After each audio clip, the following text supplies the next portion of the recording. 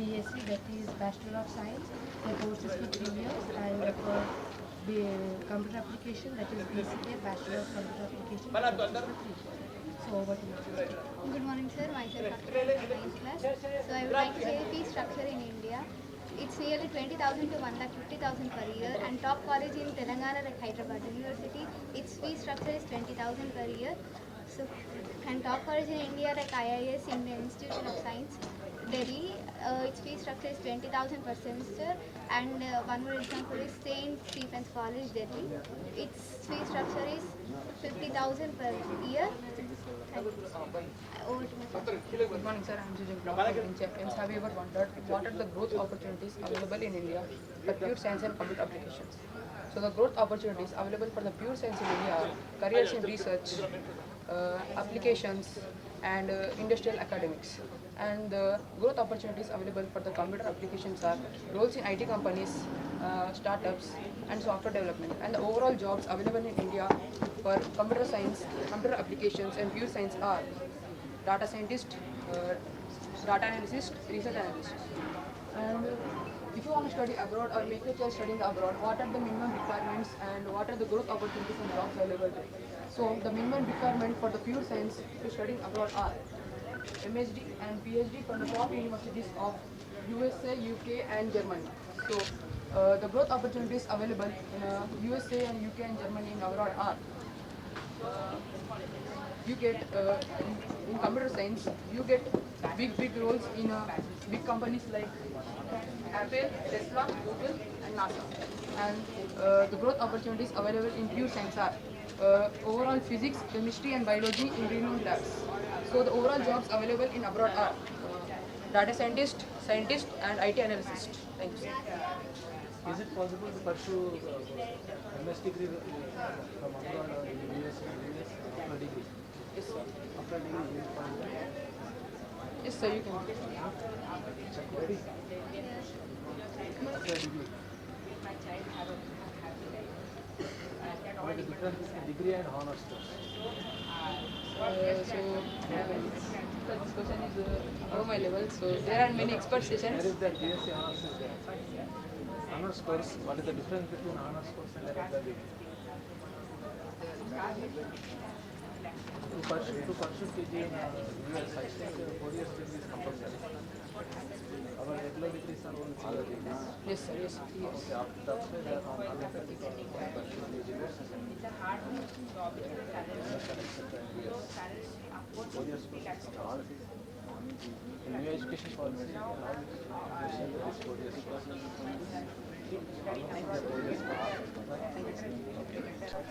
Sir,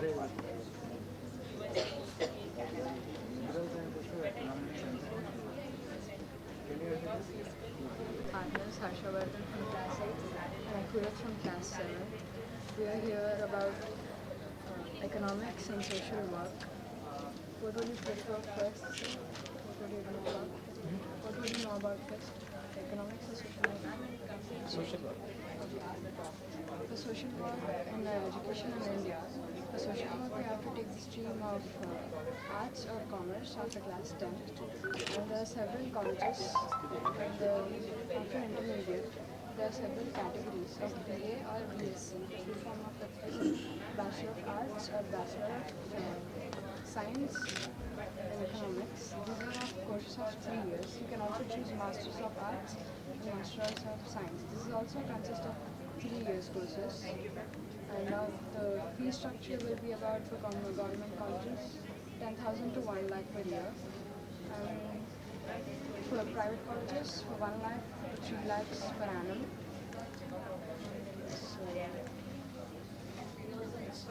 This is the famous institute. The famous institute are located in Delhi. The Delhi Institute. And the second one is Sri Ram Institute of Social work, Tata Institute is there. Tata Institute of Social Science.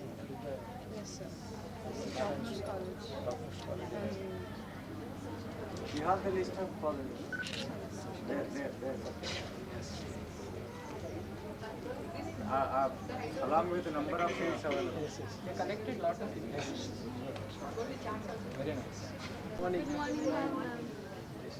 Design and finance. That you have visited our stall and very happy that you have visited our program. Before starting, can I ask you any question? Can you specify your interest in arts? Like, what do you like more? Did you ever wanted to become an artist, or have you ever done any design? Oh, that sounds great. So, animation is the one of the famous in this design, fine arts and performing arts. It includes many of the things like animation is one of the modifications. So in animation we have seen many things like creating a videos, modifying something. Photography is one of the second step to become a photographer. Photography includes many things like cinemas. If we take photos in cinemas, that's called cinematography. So it is one of the famous ones. And Snapchat, nowadays it's becoming famous. So Snapchat will give many filters. So however we want to click photos, we can click by ourselves, whatever we want in it. And after 10th, if you want to take it as your career, design, finance and performing arts, so you can choose the art stream, or focus more on creative and innovative subjects. So after clearing the 10th intermediate, you can do the Bachelor of Fine Arts, Performing Arts or Designs. Where these courses are available? In top colleges, you can join here. In Hyderabad. Hyderabad, Jawaharlal Nehru Architecture. Fine Arts College. Yeah. Many people have experienced it. It's very good review and positive reviews. I appreciate.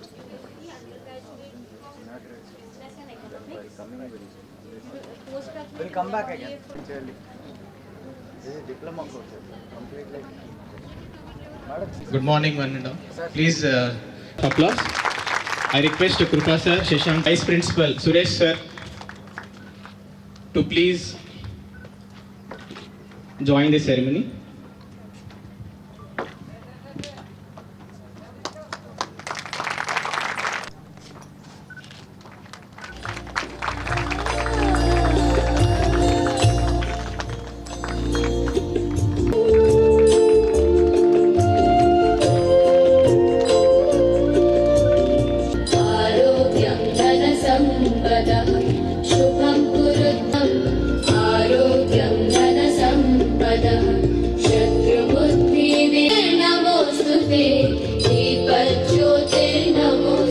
My family has suggested me.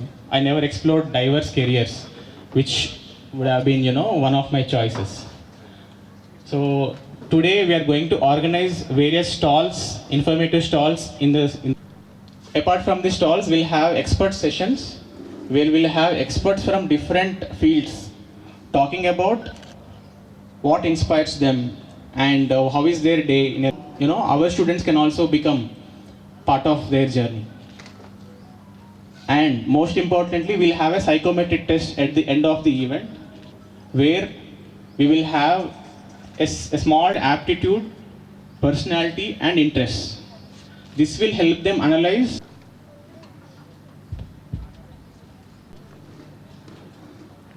Thank you everyone. Career guidance పైన ఈరోజు ఒక మంచి ప్రోగ్రామ్ని organise చేసినందుకు first మేనేజ్మెంట్ను అభినందిస్తున్నాను.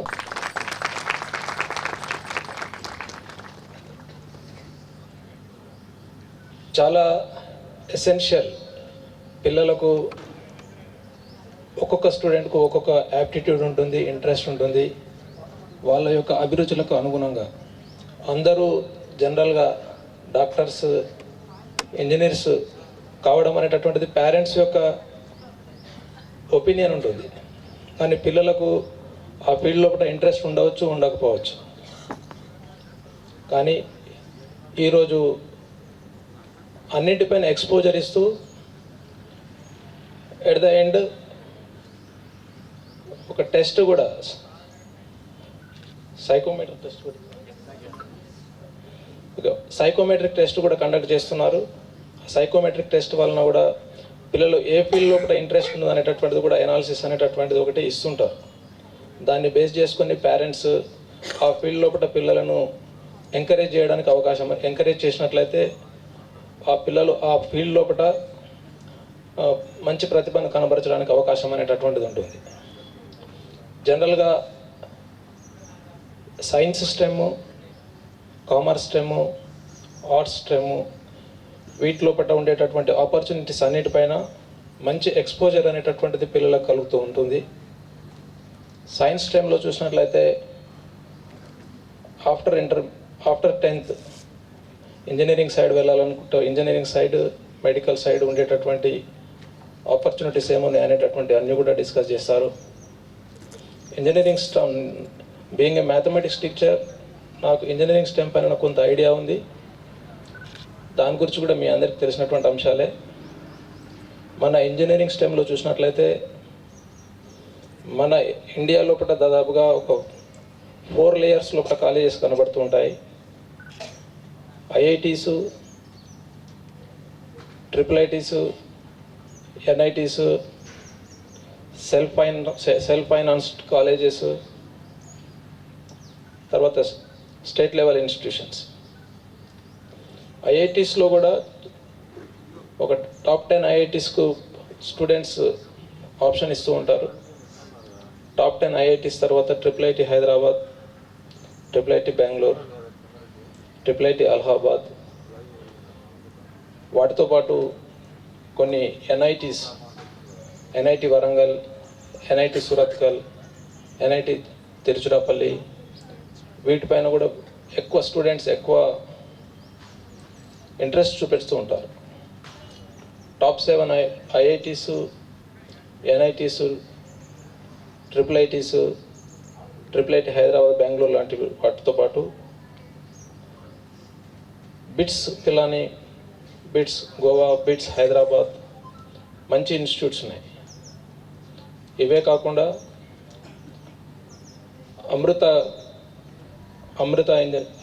కావచ్చు, విట్ కావచ్చు, చాలా మంచి ఇంజనీరింగ్ కాలేజెస్ కూడా అందుబాటులో ఉన్నాయి. వీటన్నిటిపైన పిల్లలకి ఇప్పటి నుంచి ఎక్స్పోజర్ ఉన్నట్లయితే వాళ్ళకు వాటిలో ఆపర్చునిటీస్ ఏమేమి ఉన్నాయి, ఆపర్చునిటీస్ గురించి పిల్లలకు ఎక్స్ప్లెయిన్ చేసినట్లయితే వాళ్ళు హై స్కూల్ లెవెల్లో నుంచే దేనిపైన ఫోకస్ చేయాలనేటటువంటిది ఫోకస్ చేస్తూ వాళ్ళ క్యారియర్ని కంటిన్యూ చేస్తూ ఉంటారు. మెడికల్ సైడ్ చూసినట్లయితే నీట్ గురించి, జిప్మేర్ గురించి, డిఫరెంట్ నీట్ వచ్చిన తర్వాత అయితే ఇంకా డిఫరెంట్ కాలేజెస్ ఎంట్రన్స్ అన్నింటిని కూడా ఒకటే గొడుగు కిందకి తీసుకురావడం జరిగింది. AFMC, జిప్మేర్, నీట్ ఈ ఆపర్చునిటీస్ అన్నింటిని గురించి పిల్లలకు ఎక్స్ప్లెయిన్ చేస్తుంటారు. కామర్స్ సైడ్లో కూడా CA గురించి కావచ్చు, కంపెనీ సెక్రటరీ గురించి కావచ్చు, ఫైనాన్షియల్ మేనేజ్మెంట్ గురించి కావచ్చు, హోటల్ మేనేజ్మెంట్, చాలా ఆపర్చునిటీస్ అనేటటువంటి ఉన్నాయి. వీటన్నిటిపైన మంచి ఎక్స్పోజర్, ఎక్స్పర్ట్స్ కూడా పిలవడం అనేటటువంటి జరిగింది. ఎక్స్పర్ట్స్ అందరు కూడా చెప్తుంటారు కాబట్టి ముఖ్యంగా పేరెంట్స్కు ఒక అవగాహన వస్తుంటుంది. సైకోమెట్రిక్ టెస్ట్ వలన కూడా రెండింటిని బేస్ చేసుకొని పిల్లలకు వాళ్ళ క్యారియర్ని ఏ విధంగా ముందుకు తీసుకెళ్లాలనేటటువంటి ఒక మంచి డెసిషన్ తీసుకోవడానికి అవకాశం అనేటటువంటిది ఉంటుంది. ఇంత మంచి ప్రోగ్రామ్ని ఆర్గనైజ్ చేసినందుకు మేనేజ్మెంట్కు మరొకసారి అభినందనలు తెలియజేస్తూ ముగిస్తున్నాను. Thank you very much. That was a wonderful message actually. You have shared about how engineering has been a major career for everyone in India, especially from our Telugu states. We have seen so many IITians, BITSians, and fortunately our founders, our directors are also IIT Bombay and BITS Pilani. So we are very fortunate to have people like Ashok sir who trained so many youth from Nizamabad and also I'm assuming from Telangana and Telugu states, settled in various top colleges and pursuing their engineering and other fields. So thank you for your inspiring message, sir. Next, I would like to welcome our chairperson, madam, to speak a few words addressing our teachers. All of you, I am very much delighted to welcome you all for this one of the important programs, Sprouts. This is a career fair, which is important for the children and the parents, for all of us, of course. First of all, I'll congratulate everyone, each and every one of you, for taking first step towards shaping career. And yeah, of course. See, I remember when I was a child, even I think you also face the same experience. Like whenever we meet new persons or ఎవరైనా కొత్త వాళ్ళు మన ఇంటికి వచ్చినప్పుడు కూడా నువ్వు ఏం చదువుకుంటావు, though we are in like second class, third, any class, స్కూల్కి వెళ్తున్నామంటే వాళ్ళు రాగానే మనం ఫస్ట్ అడుగుతారు, నువ్వు ఏం చేస్తావు తర్వాత, నువ్వేమనుకుంటున్నావు, ఫ్యూచర్లో ఏం చేద్దాం అనుకుంటున్నావు అంటే అప్పుడే ఫస్ట్ అప్పుడప్పుడే మనం స్కూలింగ్ స్టార్ట్ చేసిన వెంటనే ఎవరికి అడబడినా నువ్వు ఏమవుతావు, నా డాక్టర్ అవుతావా, ఇంజనీర్ అవుతావా, అవి రెండే తెలుసు మనకి ఇప్పటి వరకు. లైక్ 7 years బ్యాక్ వరకు అనుకోండి. బట్ రీసెంట్లీ ఆఫ్టర్ 7 years కొద్దిగా engineering degree I mean medicine engineering అయిన తర్వాత they started about CA start అయింది ఈ మధ్యలో. దాని తర్వాత ఫ్యాషన్ డిజైనింగ్, అట్లా ఫ్యూ కోర్సెస్. కానీ అంత కాకుండా ఇంకా చాలా కెరియర్స్ ఉన్నాయి అనేది అంతమందికి అవేర్నెస్ లేదు. స్పెషల్లీ మన Telangana side only doctor and engineering. మన వాళ్ళే ఎక్కువ మంది తెలంగాణ వాళ్ళు, specially most of them they are in US engineering చేయడం. ఈ మధ్య ఓకే, సో పేరెంట్స్కి కూడా పిల్లలకి కూడా అవేర్నెస్ వచ్చింది that they have many other careers. ఎందుకంటే రీసెంట్లీ మన పిల్లవాళ్ళు ఇక్కడ స్కూల్లో he completed his 10th standard here and he went to abroad and he came back and of course he completed his engineering. ఇక్కడికి వచ్చిన తర్వాత he met me and he told, madam engineering ఒకటే మాకంత awareness లేకుండే, but he went in to the hotel, ఆ ఇండస్ట్రీలోకి వెళ్ళినాడు. So it is career అనేది maybe అదే కంటిన్యూస్గా సేమ్ ఉంటుందని చెప్పలేము. Sometimes like choosing a career, it is not a journey, it is a journey, it is not destiny, and anytime we can change. See, and appudu engineering ay edo chestam anukunnadu, but later ayana passions, ayana interests, ayana avanni telusukoni again he changed. So it's a journey, anytime we can change, but whatever we are doing, we should do 100%. Even parents kani evaraina kani students don't force them, especially parents. So వాళ్ళ passion ఏంటి, వాళ్ళ interest ఏంటి, వాళ్ళ weakness, వాళ్ళ strength, so let them find out, give them chance to find out and let them have their own journey. So let them learn and let them stay curious. Especially I can tell, I can suggest all my dear children that stay curious always, keep learning, don't stop learning. I appreciate my principal sir and all my teachers, all my dear staff. Really you did a great, you arranged a very great program. It's not easy. And I appreciate my children, especially my students. Really we visited some stalls. వాళ్ళు ఎంత బాగా explain చేస్తున్నారంటే as if they are experienced. వాళ్ళు కూడా ఇప్పుడు 10th standard, 9th and 10th standard ఉన్నట్టున్నారు. But they learn many things and they want to share with their colleagues and with their co-students. So I felt very bad. I felt very happy. Little bit I am all over the place. So please, children, stay curious always. Don't stop learning. Keep shining on and try to fulfill your dreams. I wish you all good luck and stay blessed and love you all. Thank you. Message.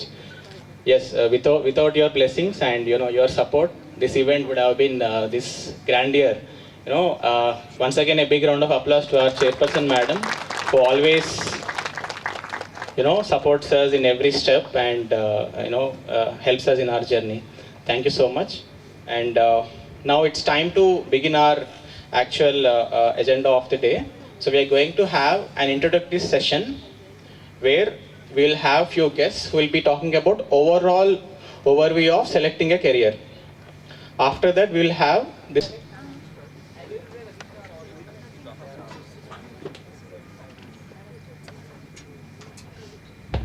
Thank you.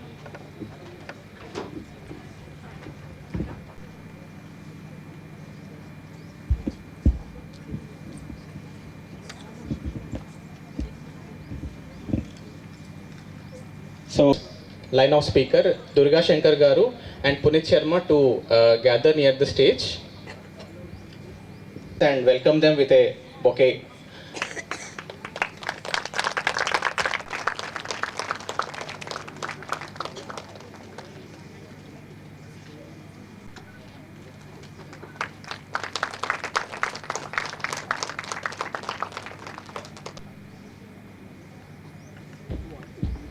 Yeah, thank you for honoring us. They are running an institute in Hyderabad called IMS. They are into management studies, and without any further delay, information about the organization that I represent. So IMS is an organization which was established in 1977. We have more than 100 centers across the country, and we train about 75,000, 80,000 students across every year. We broadly provide training across these two departments. So it's predominantly dealing with the management part. We train the students for the UG program as well as the PG. Now you have been listening to the mentors here that gone are the days where after class 10, 11, 12, what are the career options? The students used to think only about engineering or medical. These days, because of the development that has happened, because of the courses that have opened up, there are many other options that a student can explore. Not everyone would be inclined towards engineering or medical. So there are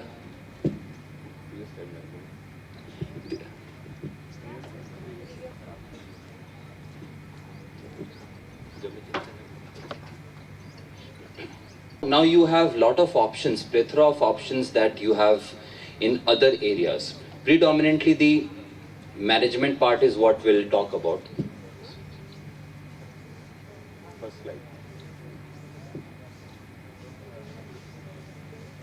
First slide.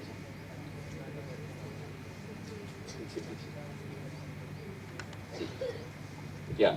So coming to this, let's quickly understand the areas where we train the students.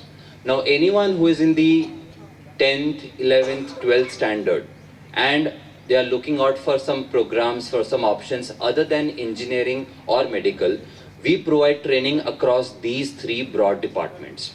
The first one is the most upcoming one, which is management.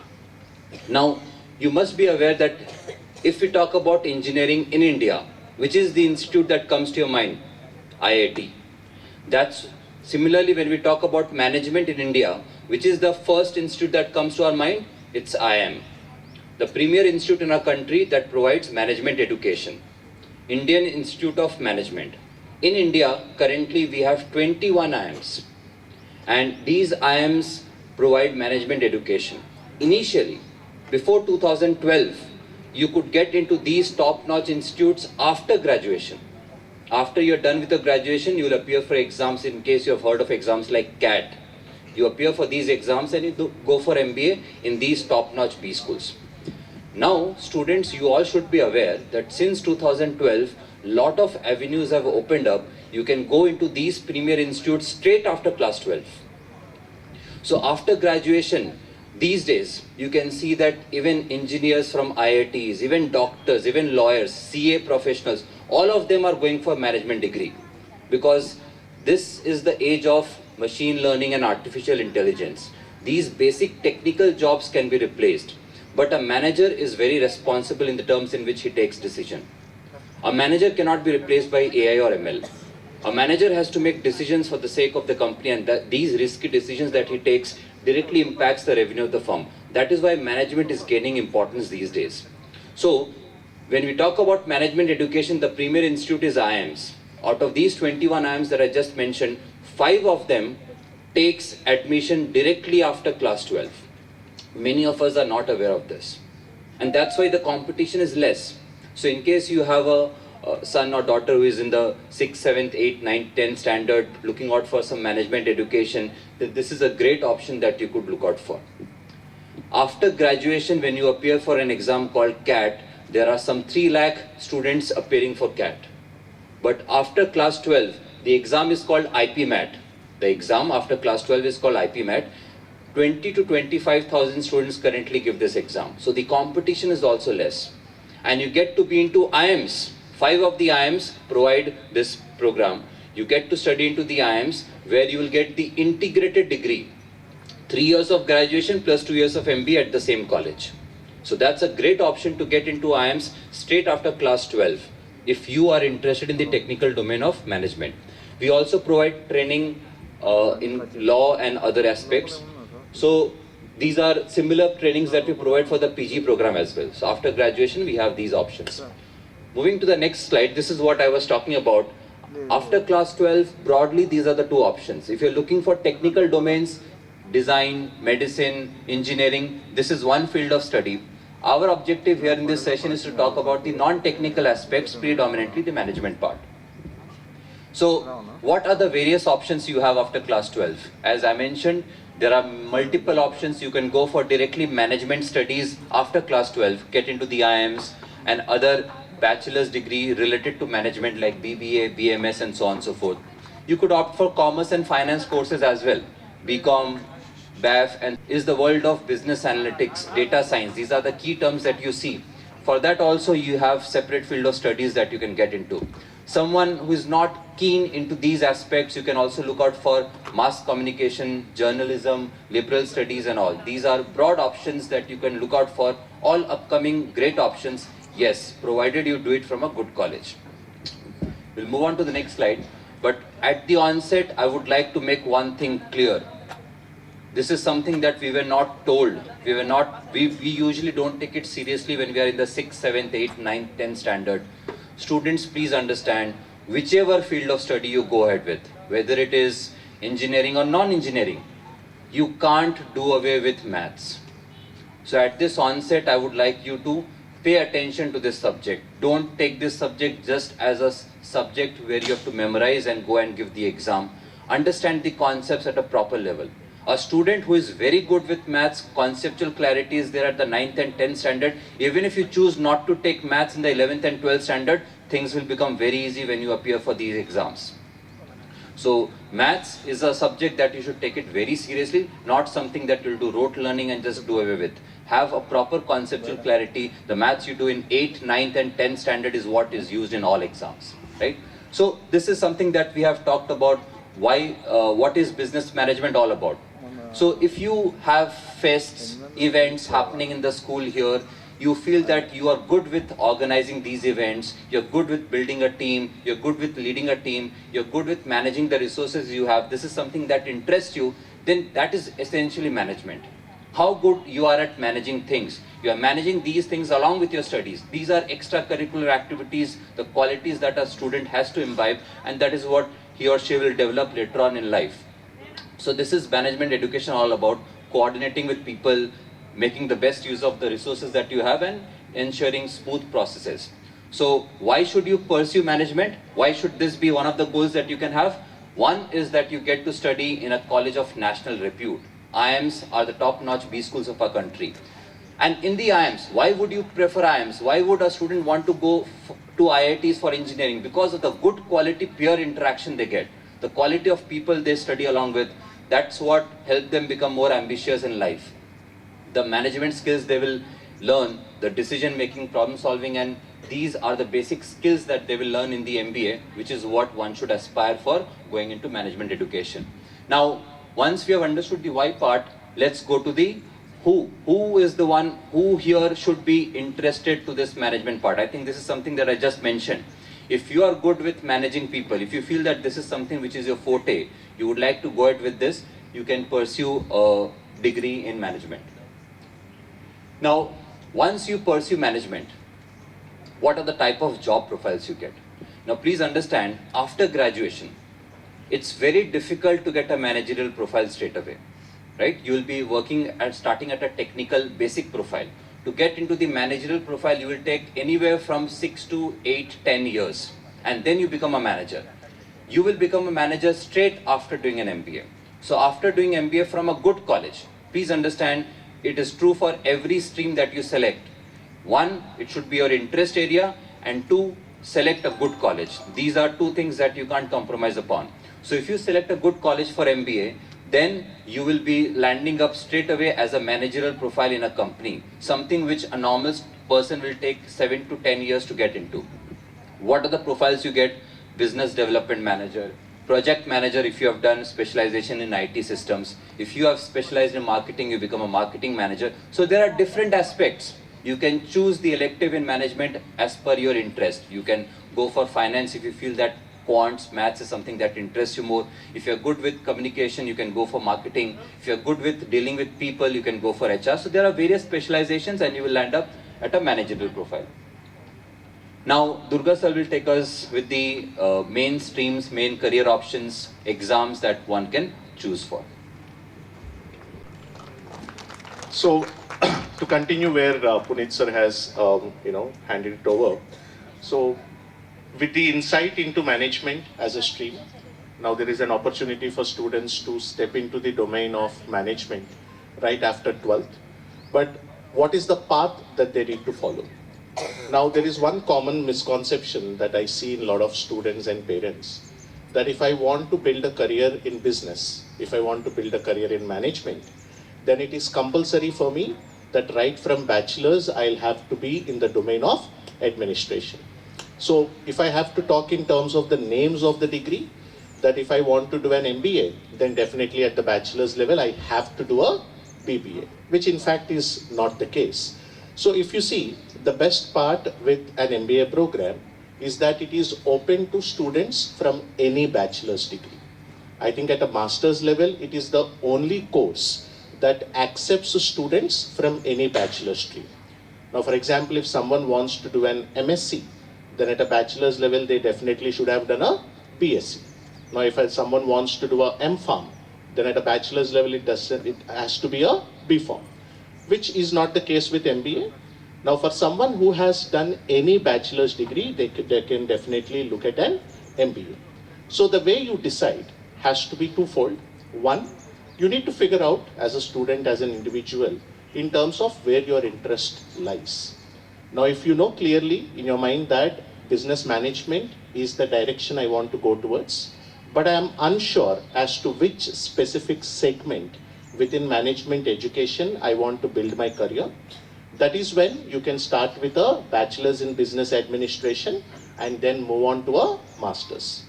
But if you have a specific interest in any one segment, like if you are interested in computer science, or if you are interested in economics, you are interested in hotel management, you are interested in finance, so whatever subject specific interest you have, if you want to learn more about it or you want to build more expertise in that domain, you can definitely pursue a relevant degree at the bachelor's level, and of course after that you can top it up with a MBA program. So there are two paths that one can opt for, and the third one, which is more recent in nature, is the integrated program in management that Puneet sir has explained about. Now this is an integrated program, as the name says, where a student gets to study both the bachelor's and master's in a single stretch of 5 years, that too with some of the top institutes across the country like IIMs.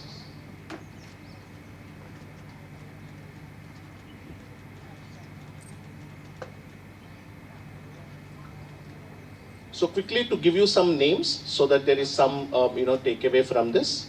The integrated program is currently offered by 5 Indian institutes of management across the country, which are based out of Indore, Rohtak, Ranchi, Bodh Gaya and Jammu. Now, though it's called as an integrated program in management, the degree that you receive is not called IPM. It's in fact a combination of bachelor's and master's. So for the first 3 years of study, you would get a BBA program, a BBA degree, and for the next 2 years of study, you would get an MBA degree. Now the advantage with it is that you have a guaranteed admit sort of a thing for your masters. So once you step into an integrated program, your bachelor's and masters are set. And definitely by positioning yourself into one of these top colleges, it automatically results in better employment opportunities. However, there is certain flexibility which is involved in this. Now, once a student joins an IIM for an integrated program, after the first 3 years, after completing the bachelor's degree, one can take an exit from the program if they intend to pursue the master's from a different college. So even that flexibility is within the system. So this is a snapshot of some of the top colleges across the country which offer integrated program in management. Apart from the IIMs, there are also a handful of colleges which have been offering integrated program. Now, a couple of names that would be more relevant to us purely in terms of the geographical convenience. Like apart from the top 5 IIMs, you see the 6th one, IIFT, Indian Institute of Foreign Trade, which is based out of Kakinada, Andhra Pradesh. And then you have the bottom 2. In fact, the 7th one after IIFT, Nalsar University. Now, Nalsar University is based out of Hyderabad. In fact, the number 2 law university across the country after the Law University in Bangalore. But interestingly, though being a law university, Nalsar also offers an integrated program in management. And then we have IFMR, which is a constituent college of Kriya University, based out of Sri City, Andhra Pradesh, and a few other colleges across the country which are considered to be among the top 10 institutes across the country for integrated program in management. The admission process usually is a combination of admission test and an interview, or only an interview process. It is subject to each institution and the admission criteria that they have. Now, just to put numbers to what Punit sir was mentioning earlier, because I think it's always easy to understand in terms of numbers. Now, some of these colleges which offer integrated program, this is a snapshot of the placements or the jobs that students have received in the recent batch that completed in 2024. On the right side, as you can see the IIM Indore. Now, the average salary of the batch that graduated, which is to the size of almost 550 students, stands at around 25.68 lakhs. Now, not only in terms of high salaries, but also in terms of opportunities like the job roles or the type of companies that you get to work with, is something that would help you to kickstart your career or launch your career itself from a certain level. Similarly, if you look at IIM Rohtak, the average salary stands at around 19.27 lakhs, and IIM Ranchi also has somewhere similar to 18.69. Now, this is something which might help you understand the opportunity scope that the management education has. Now, if you look at the sector-wise split, I'm not sure if it is visible, so I'll quickly read it out. So the left one on the top is BFSI and FinTech, so banking, financial services and insurance. From that industry, almost 35.7% of the students who studied from IIM Ranchi have taken up job offers. Then you have consulting and professional services, e-commerce and edtech, all the Amazon, Flipkart of the world, energy, oil and gas, then FMCG and all. So just to show you the breadth of different industries that recruit students from various management schools. Now, the other alternative, as we were talking about, is to take up a bachelor's in business administration or a bachelor's in management studies. So when you look at colleges offering a bachelor's degree in business administration or management studies, not much of confusion between BBA and BMS. The nomenclature can be slightly different, but both programs are considered at par when it comes to industry. Now, more important, whether it is BMS or BBA, is the college that you study from. So just in case if someone wants to know as to what are the top colleges for BBA or BMS across the country for pursual, we have listed down. So this is the first set of colleges, and as you can see, most of them come under the Delhi University. So Delhi University, in fact, for management programs, as well as for a lot of other domains like commerce, arts and humanities, mass communication, etc., is considered to be one of the best university across the country. Now, this is the subsequent list. As you can see, you have top colleges spread across the country, but of course the major concentration would be in places like Delhi, Bombay, and etc. Now also to tell you these BBA or IPM, the top colleges, the IIMs, non-IIMs, all of these exams or all of these colleges, as I was mentioning earlier, have an admission process that they follow, which is a combination of written test and personal interview. So what is, a part of this written test? What do they test the students on? So there are three major areas in which the students have to perform. One is the quantitative ability, which is the general math. The syllabus is usually the math that students have studied till their 10th standard. Higher math is usually not a part of these exams. So irrespective of the stream the student is from in 11th and 12th, since it's only the math they have studied till their 10th standard, it should be open to all. Number two, language. English language, which usually tests different areas like vocabulary, grammar, reading comprehension, verbal reasoning. And third one is reasoning and analytical ability. So most of the exams evaluate the students on these three sections. And of course, certain colleges have their admission tests, which include a section on general awareness and current affairs also. Right? But the first three are the primary ones, and general awareness can be a part of some of the admission tests. So in case, I know this is a very short duration, so it wouldn't be practically possible for us to give you a detailed insight into the domain of management studies. In case if any of you would like to know further, would want to have a sit down with us, take a detailed discussion, you need some clarity or guidance, you can always reach out to us on these numbers. So in fact, those are the three branches that we have in Hyderabad where we provide our services. So you can reach out to any of our centers and they'll help you connect with us, and we'll do our best in helping you out. So I think with that, we will take a stop here. So we have few students and few teachers, and also one of our guests have volunteered to moderate this session. So we'll have a kind of panel discussion where we have kind of question and day to these people. Durga Shankar Garu and Punit Sharma. And once the panel discussion is done, most of your questions will be answered. If at all, if there are any further queries, you can always reach out to us, to our school, and both the dignitaries are also here. You can also reach out to them, IMS. I request stage committee to quickly arrange for the panel. I request the students Diya Sirivendala to come onto the stage. Our teacher Alekya madam to come onto the stage. And special moderator Elise, please give him a big round of applause. They have driven from Hyderabad early morning for this session. We are very happy to see you here, Elise. Please. I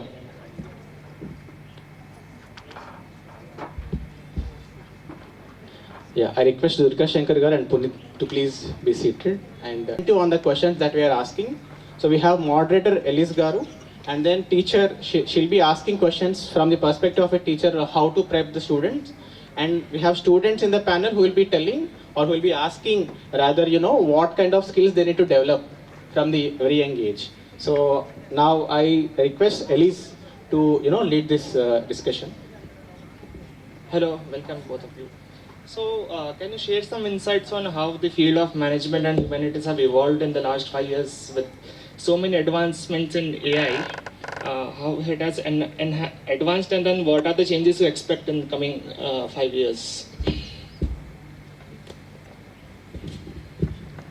Yeah, so as I was talking about, yes, there has been advancements that in fact will aid a management in making decisions.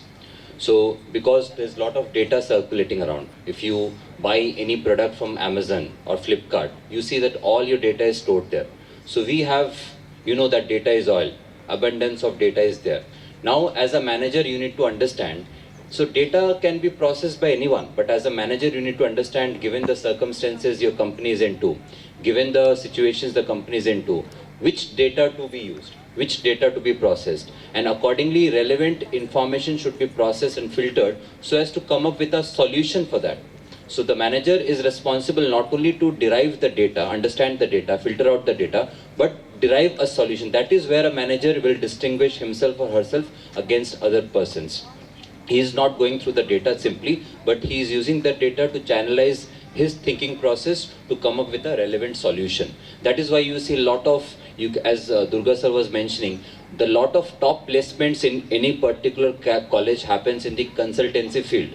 Because that's the new age thing. A client will come up to you with a solution. The solution is what a manager is brought to.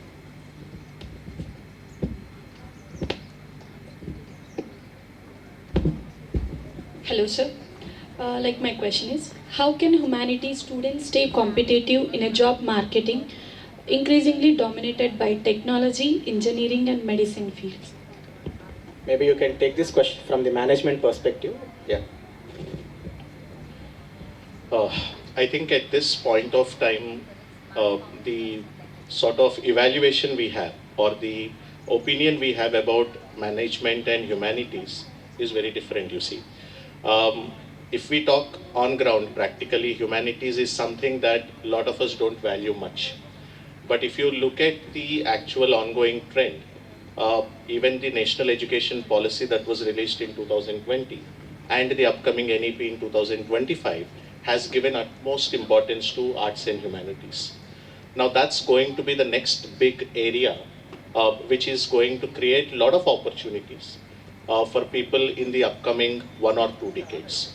In fact, in terms of competitiveness with technology, you can see even management schools these days encourage a lot of students who come from a non-technical background to apply to them. So to an extent where students who come from arts and humanities background are given extra weightage as compared to engineering students. So because they know that diversity is important, and in this era of diversity, there's a lot of advantage the students who come from arts and humanities background have. And even the type of customization that is happening in the bachelor's and master's domain. Even students who come from an arts and humanities stream have certain opportunities to acquire technical skills, right? So there are combination of, like if you see, bachelor's of science and BA. Now there's a lot of overlap happening in terms of liberal studies. So there are certain colleges which offer liberal studies where students can specialize or learn both technical and non-technical. I can do a major in computer science with a minor in psychology. So such combinations which were earlier not available are available now, which is going to change the entire face of arts and humanities in the upcoming decade. Thank you so much, sir. And my next question is, what key skills should school focus on developing to better prepare students for career in management and humanities? In terms of the skills, one definitely communication is the key to a lot of domains these days, irrespective of whether it is humanities or management or law or engineering or medicine. Communication has significant importance in all forms. Now I am sure most of the subjects are taught in English. Even students have English as a full-fledged subject. But along with the subject knowledge, having a fluency in communication is an extremely important skill these days. 2, in terms of personality building, and also acquire different skills like team activities or leadership skills. So students will be able to evaluate themselves in terms of what they are good at, what they are not good at, so that it helps them identify whether they are relevant to the management field or not. So these are the key skills that ideally at a school level we should focus on for the students. Yeah, I think with that we'll go with the students' questions in respect of the time. So from student side, my question is, what does a typical day look like for someone working in management versus someone in a humanities related career? So I think the typical day would, more or less depend on at what level of career you are at, more than whether, you come from a humanities background or a management background. Now, if you keep looking at the management roles or senior leadership roles. I think a leadership role is more relevant term, because a leadership role can be offered to a person from any background, right? Now, when you look at the CEOs or the CTOs or the CFOs of all these companies, they not necessarily come from a pure management profile. Some of them might have a bachelor's degree in a different domain. So they might have done a BA in economics, right? Or they might have done an engineering from an IIT.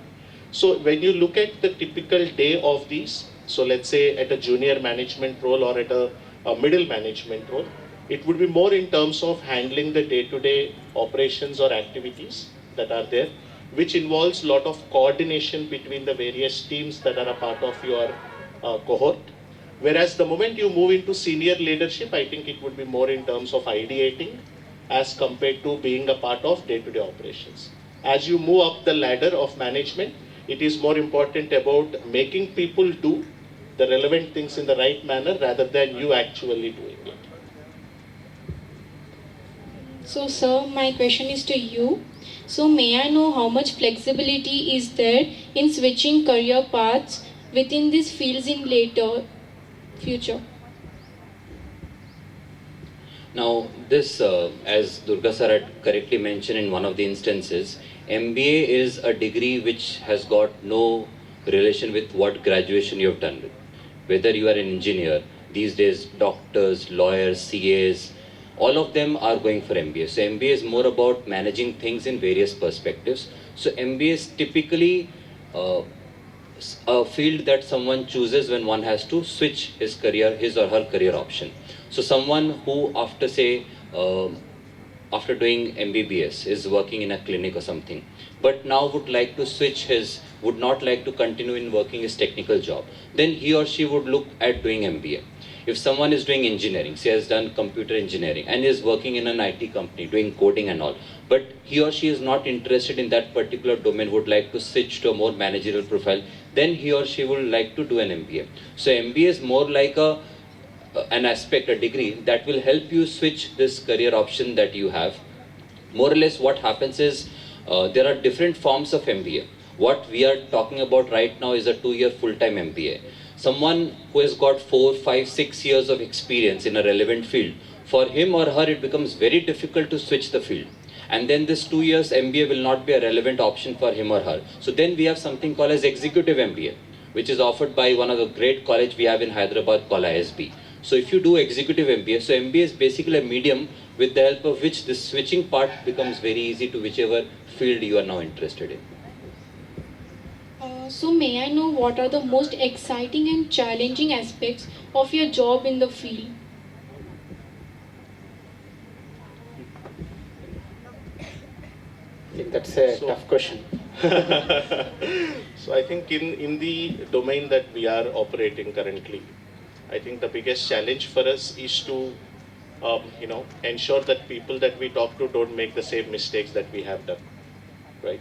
So one of the highest or one of the most motivating reasons for us to step into this domain is because of the interest that we have as well as the passion we have towards guiding students towards the right option, right?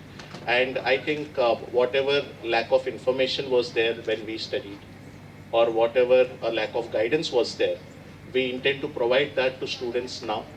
And making them understand the challenges that lie ahead is one of the biggest issue that we have to handle on a day-to-day basis. I think now we'll open up mic for audience. If parents or teachers, anyone have one question for the panel members, they would like to take. Ravi.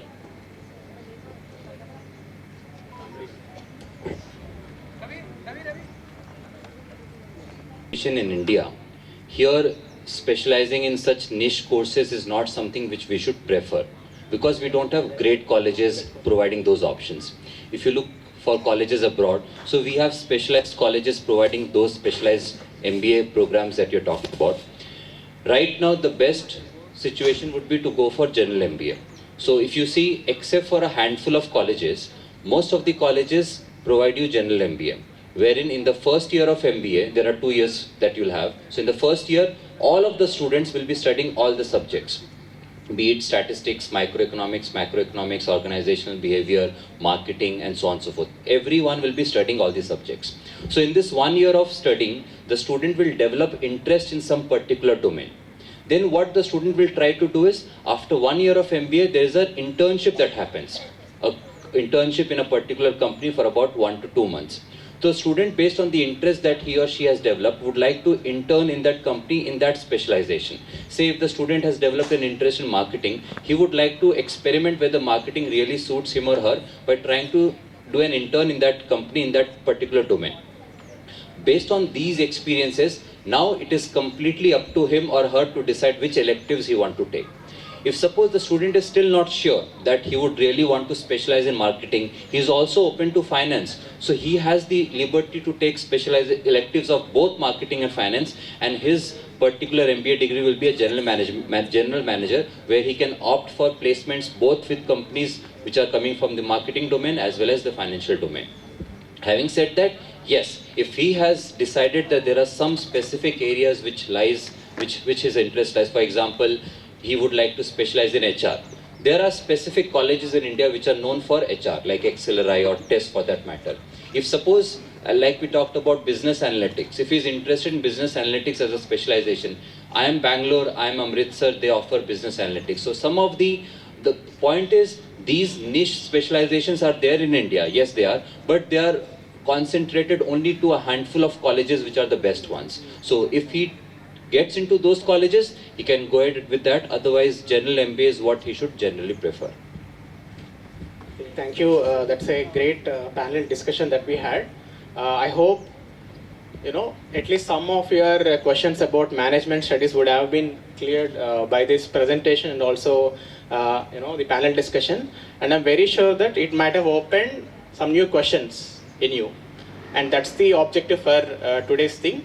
Yes. And we are glad that we have received some good questions from the parent side. We are very glad to see that. And I request all the moderators and students to take your seats.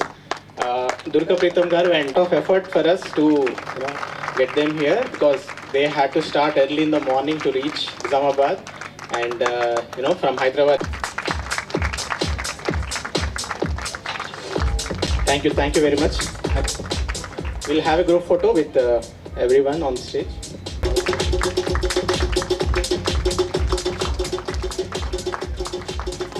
I request our special guests Elise and Aliza to all with a big round of applause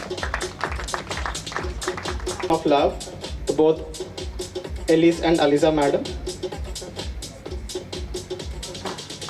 Alizans, both of you.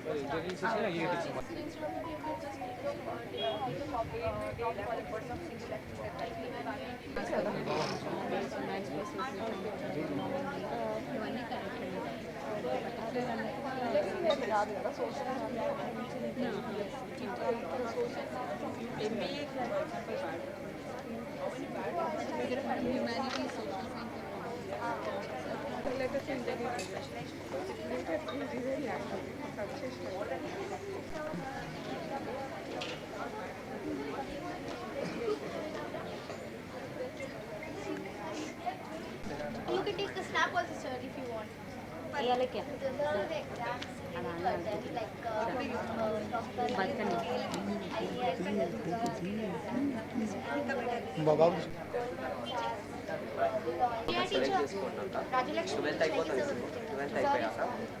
Bachelor of Law.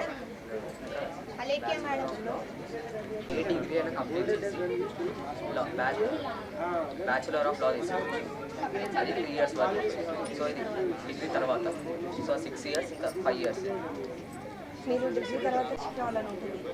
Okay, so LLB తీసుకోవాలంటే compulsory inter నుంచి compulsory తీసుకోవాలనుకుంటున్నాను. Political science కానీ arts కానీ inter నుంచి ఉంటుంది. లేదు ఇప్పుడు interest నేను inter తర్వాతనే inter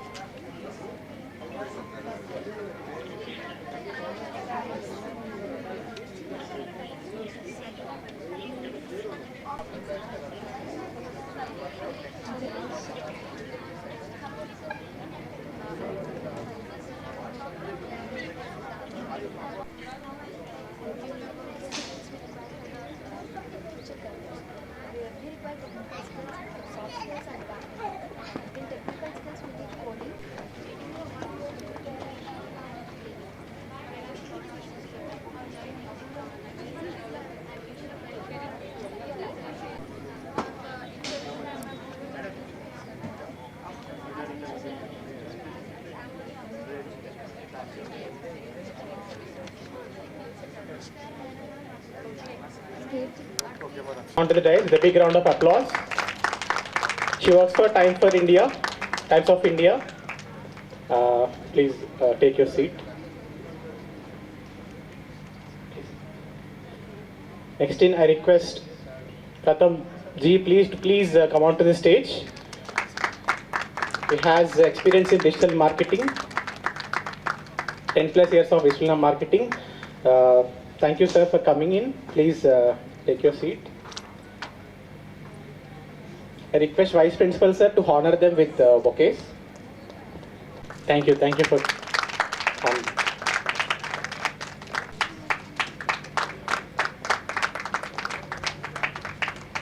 and then we'll have a small panel discussion, and then we'll open the mic for the audience, like if you have any questions. Okay, so first I would let both of them to take over the stage and present about their field. Who would like to begin first? Yeah, sure. Good morning. So my name is Amisha. I work for the Times of India. It's been only one and a half years, so I am no expert in the field, but whatever I'll tell you will be from my experience and my little learnings that I have learned so far. So I'll focus on mass communication first, and as sir said, I want to correct it. Mass communication is not journalism. Mass communication is a broader umbrella where you have multiple streams beneath it, and journalism is just one of them. There are different streams like public relations, you have advertisement, you have events, event planning, you have filmmaking and digital marketing, of course, and things like that. So as name suggests, mass communication means communicating with the masses through various mediums. So in journalism, you use different platforms like print, you use broadcast these days, or digital. So that's journalism. In public relations, so it is one of the highest paid field in mass communication is what I feel about public relation. So what exactly is public relation? Every company or any body, even government bodies, they have a section called corporate communication. So what they do, they try to maintain relationships with different entities. Like they have to maintain relationship with media, they have to maintain relationship with government bodies, and of course the general public. So whatever communication from big companies that we are receiving, for example, let's say Tata is coming up with a new product. How do we know about it? They'll send a press release to media, like organizations like Times of India, Hindu, and so on and so forth, and then we write about it. So that's how public relation works. And advertisement, whatever we see on hoardings, on TV, on our apps and digital platforms, that's advertisement, as the name suggests. And then there are multiple fields. I don't want to get into it because then it will get lengthy. I will then now focus on journalism. So what is journalism? I think all of us know by now how to get into it. So there is no such stream that you have to do in 11th or 12th. It's very flexible. You can go for arts, you can go for commerce, you can go for science. I did commerce because I didn't want to do science, so that's just it. Then after that, again, there is no specific entrance exams are there. Every college has their own entrance exams and you have to appear for it. So while preparing, there are a few things that you need to keep in mind, and one is that you have to know everything. Because GK, not just GK, but you know, your reasoning, your aptitude and things like that, these are the main things that they ask during your entrance exams. You have to, you know, go through all your general knowledge book. You have to know about politics, past, present, future, like every damn thing under the sun, you have to be aware of. Not, if not everything, but just like, you know, bits and pieces of information from here and there.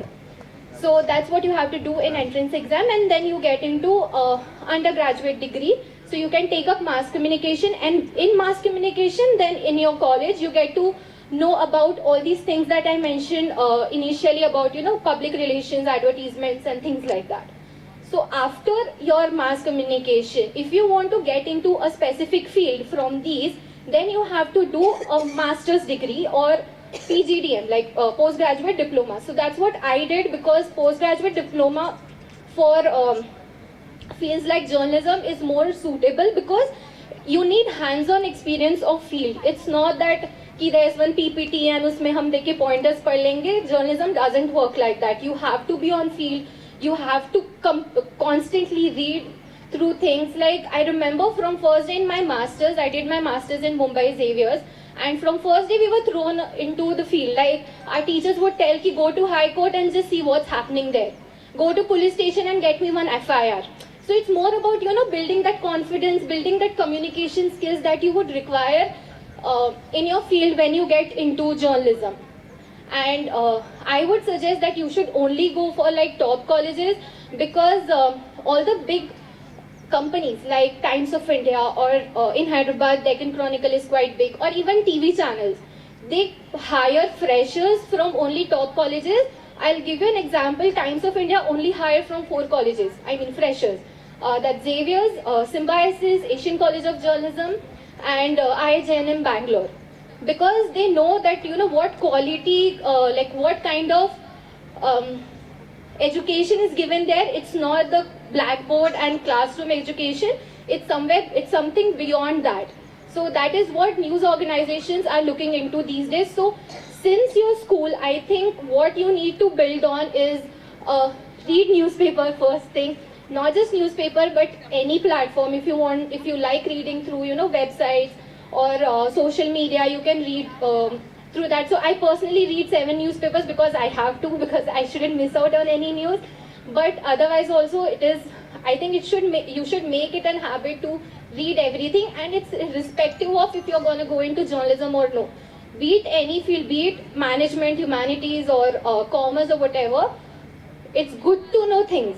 It's good to know, you know, what's happening around us, because we all get affected in some way or other by that. So that's one thing. And build on your communication skills. Someone just asked me other day, do you have to be an extrovert to be a journalist? I would say at least be an ambivert, but not an introvert, because it's all about getting things out from people, and also fighting with officials, fighting with a lot of people on the field. So yes, you need strong communication skills. And wherever you're working, someone asked me that, so I am from Nagpur, I'm not from this region, so I don't know Telugu. So someone said that, how do you manage without Telugu? How do you, you know, navigate on field people? Because maybe that must be a hurdle. So thankfully people in Hyderabad, they manage with Hyderabadi Hindi and manageable English. So I'm kind of floating through. But it's better if you know the regional language. It always, you know, gives you that edge, because whatever it is, if you go to a government office, and if you know, start talking to them in their regional language, they get easy, they get very comfortable, they give you information easily. So that's about it. About salary and career growth. So in mass communication, all the other fields will pay you really good amount, but journalism is highly underpaid. I will tell you that, because it's more passion driven. It's not gonna, you know, give you that fancy salary that all your finance and IT companies in IT corridor gives you. It's not at all that. You would always be earning at least 50 times lesser, 10 times lesser than what they are earning 5 years down the line. But it's highly passion driven. I'm telling you that because I don't think that, other speakers who are here are trying to, make a difference in society, but I can proudly say that I am doing that through my work. So that is something that, you earn in journalism, the high it gives you. That no 2 days are different. Every day I'm working on some or the other story. So I'm never bored. I'm always excited कि अच्छा आज ये करना है, अच्छा आज यहाँ जाना है, अच्छा आज इससे लड़ना है. So you always have that high in life to to be at it. And of course once you grow into your career, once you climb up the ladder, you also start earning well if you jump companies. But go for big companies. Don't go for regional channels and things like that, because first thing, they are not doing journalism. Second thing, that they are not going to pay you. So always working for big company. If I'm going to tell someone that I'm from Times of India, they will give you more preference, or they will take your opinion first, or they will give you information first, thinking कि okay, इतना बड़ा organization है, so we should treat them that way. So that actually helps you a lot.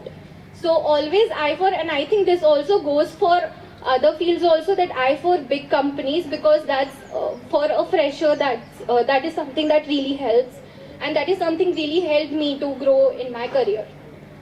So yeah, I think more or less I covered whatever I could, and maybe during panel discussion I would be able to share more. Thank you. Because we do a lot of YouTube shorts, Insta Reels, yes? Some of the students do here, parents do here, right? So yeah, we would like to explore how we can, make most of digital life, digital content. Thank you. Good morning, everyone.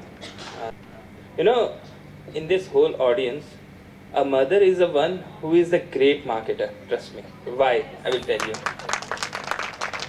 That's because she knows how to present her child in front of everyone, between the two women. My child got 9.6 grade. My child got 9.7. What ra? This has happened. Not even this stage also. When he or she goes to watch any good girl for the marriage purpose, same. My son, because she knows that his boy is not gonna speak with anyone, like he will be too shy, and it's very tough for him to come up with the communication skills right now. So she always back up. So that's what I think, like the mom is the one person who is the best marketer for her kids and for her husband as well. Okay, now coming to the digital marketing. This is a traditional marketing, what's happening right now, okay. But now the world has changed, okay. Due to this change, more in a change and trends which is coming right now, social media marketing is more important. Not only social media, but digital marketing in whole perspective is more important. Take an example. This green color shirt, sir. Okay, he wants to run a business. Okay, but he find his product, the great product he find out, and he knows that his product is the best product, right? But he is unable to market it. Why?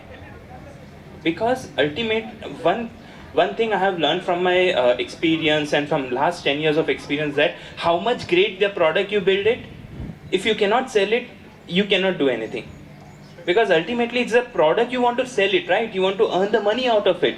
You make the profit out of it, you want to make a margin out of it. Ultimately you want to make your status. मैं startup चला रही हूँ, मैं startup चला रहा हूँ, right?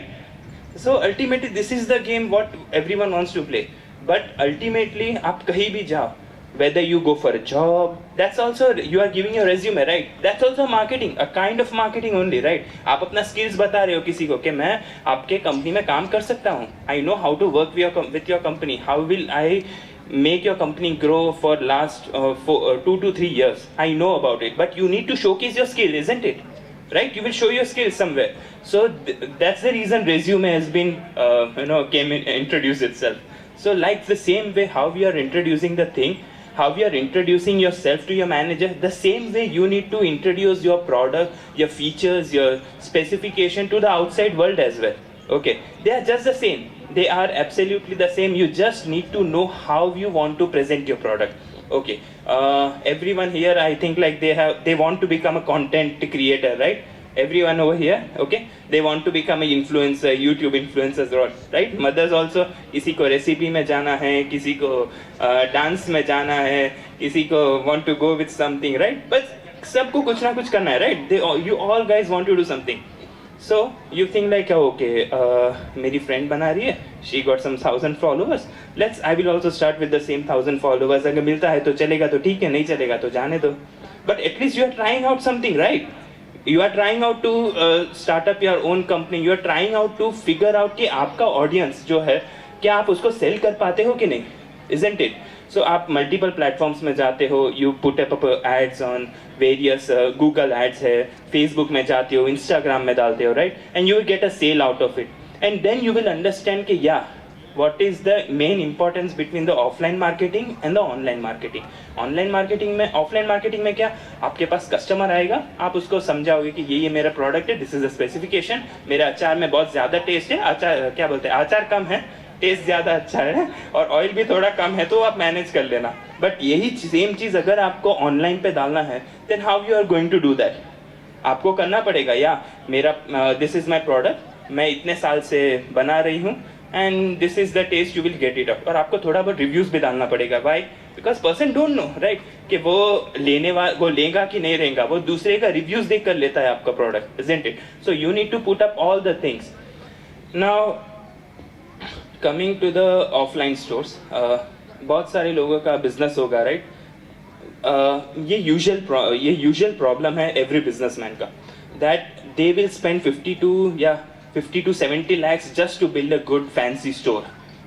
किसके पास apparel stores and होता है, they will all spend that much of amount. But when it comes to spending the marketing, जब आपका टाइम आता है कि that you need to spend some amount to get more, to attract more audiences, at that time हम लोग क्या करते हैं, अरे क्यों मार्केटिंग में डालना है, ऐसे ही कर दो. But that is also a marketing only. आप ऑनलाइन पे जैसे, ऑफलाइन में आप जैसे अपना स्टोर डालते हो, ऑनलाइन पे भी वैसे ही अपना स्टोर डालते हो, राइट? जस्ट लाइक क्या बोलते हैं, मैटर डिफरेंट है बट करते तो सेम ही हो ना. आप दुकान डालते हो ऑनलाइन पे, लोगों को बुलाते हो, आप आओ, you just by it from my store. But why aunt you doing it on the online store? आपकी खुद की वेबसाइट अच्छी होनी चाहिए. अगर आपकी वेबसाइट अच्छी होगी तो कोई भी लेगा, उसको ट्रस्ट आएगा आपको लेने में.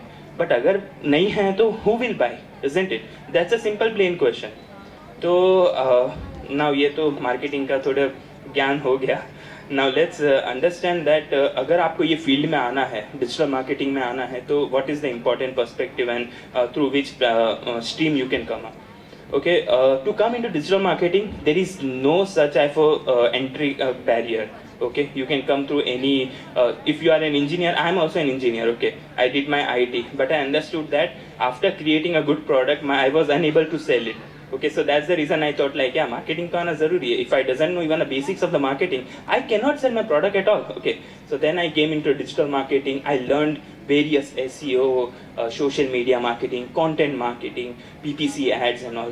Okay, ये सब मैंने किया. And then today, after 10 years of experience, yeah, I think like that if I launch a new product, probably at least I can break even. मैं लॉस तो नहीं करूँगा, but at least मैं कुछ ना कुछ तो कर ही लूँगा, right? That's the important part. Now अगर आप BSc किए हो and you are thinking like, yeah, आपको मार्केटिंग करना है, you can straight away come to join any company where marketing executives की requirement होती है. You can directly join as an intern and then if you want you can go as a full time marketing also. It's and लोग बोलते हैं कि marketing में on digital marketing, I am a digital marketer. Digital marketing में भी there is a फोटे मतलब specialisation होता है. कोई लोग SEO राइटर्स होते हैं, कोई लोग कंटेंट राइटर्स होते हैं, few peoples are you know just a video maker, few people are graphic designers, they are also getting paid quite well. If you are working in a top company or a startup company, you are going to get a good amount of salary until and unless you are not flawed. It should be not like, yeah, you came from any background and just joined it. You should have an experience along with it. You should have an idea out of it, because marketing is all about the creativity, the vision, how you are going to portray yourself, your company, your brand guidelines, your color, each and everything. अभी एक सीधा simple पूछता हूँ कि मैं ये black के ऊपर कुछ दूसरा ब्लैक क्या एकदम लाइट ब्राउन पहन के आऊँगा तो will it look nice? No, सीधा You all know that, yeah. Ladies को तो ज़्यादा ही पता है. Ma'am she is looking beautiful. Okay, अब मैम ऐसे ही गलत लिपस्टिक डाल के आ गए तो दूसरे लोग पूछेंगे, राइट? तो मैम को, कंपनियों का भी ऐसा ही होता है कि अगर कुछ ऊपर नीचे हो गया तो बोलते हैं अरे मैम आप सही नहीं दिख रहे हो. तो ब्रांड का भी एक ऐसा ही होता है. ब्रांड का खुद का एक पर्सनल होता है, का पर्सनल टोन होता है, उसका भी एक लाइफ होता है. तो उसको लाइफ क्रिएट करने के लिए सब कंपनी का एक rules and regulation certain set होता है, तो वो सबको करना ही पड़ता है. अगर आप ऑफ सेट हो जाते हो तो वो लोग बोलेंगे हाँ ये कुछ मज़ा नहीं आ रहा है. अगर कोका कोला का रेड कलर में अगर ब्लू कलर कर दूँ तो वो पेप्सी बन जाएगा, right? Isn't it, right sir? तो ये सब चीज़ें ना ज़रूरी होती है कि एक ब्रांड पे एक कलर एसोसिएट, एक फॉन्ट, ये सब छोटी छोटी चीज़ तब जाके बनता है. Marketing campaign, marketing brands and marketing का कंटेंट वैसे चलता है. Okay, so and there is no certain limit that आप कौन से कॉलेज से आते हो. You can start from any college if you are 10th grade, 12th grade, if you think you are good at marketing. या फिर कोई लोग मंचल बच्चे होते हैं ना जो बोलते हैं कि वो कुछ भी आराम से बेच देते हैं, मिट्टी को भी बेच के आ जाऊँगा. पीपल बोलते हैं ना, माँ बोलते थी कि ये मेरा बेटा तो इतना होशियार है कि मेरी खुद की माँ को ही बेच के आ जाएगा करके, राइट? बोलते हैं ना, ऐसा तो ना हो, but usually to praise their son they से.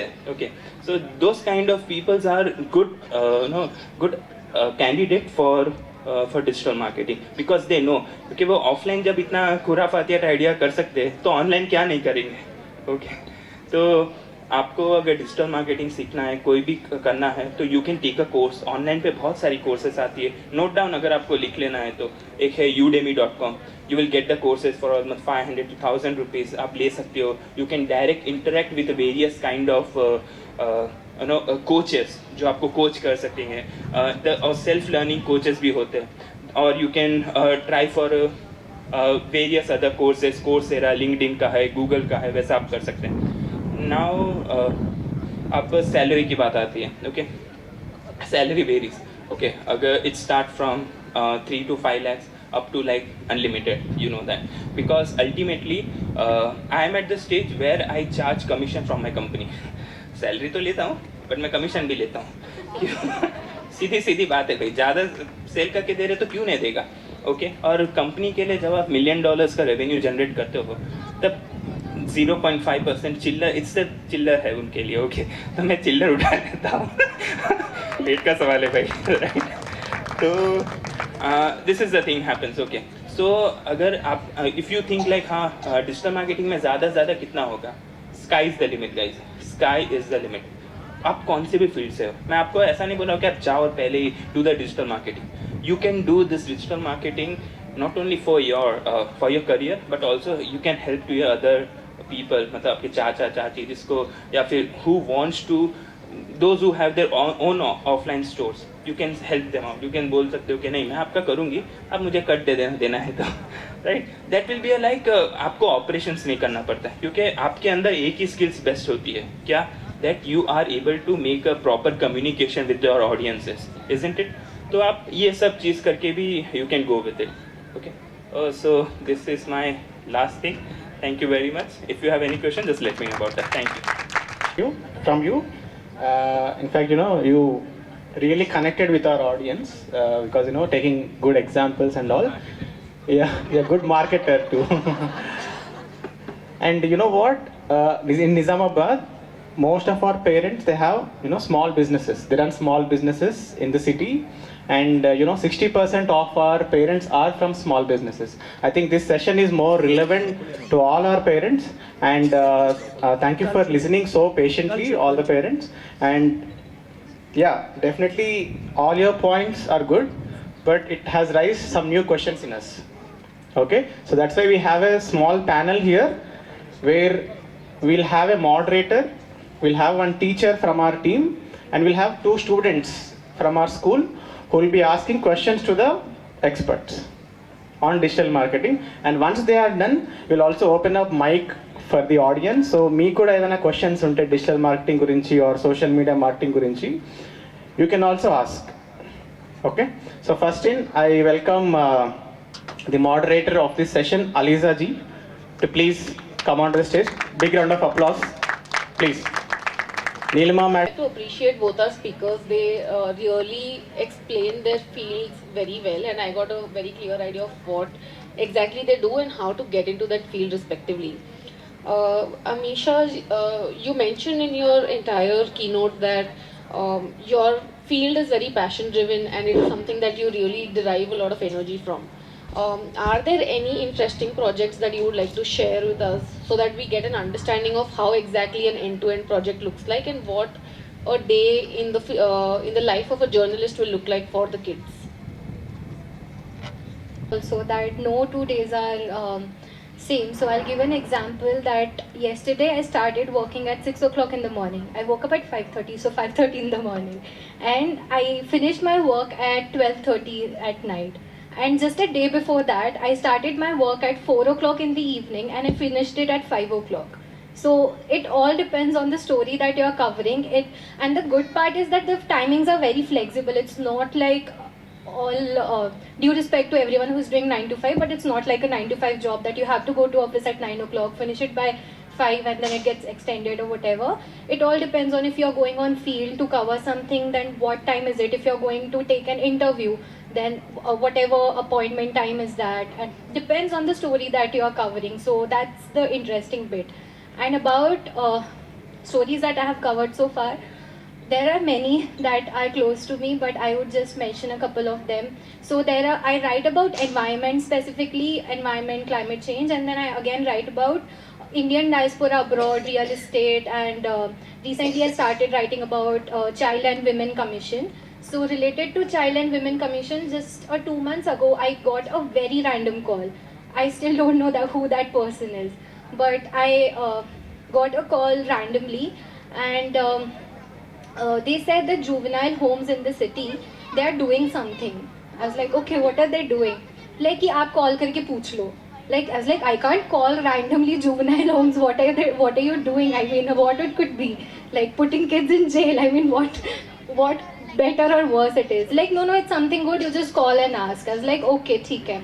So I found one contact, and they told me they are doing something very interesting. And I actually went there for one story, but then I came back with at least 5 stories.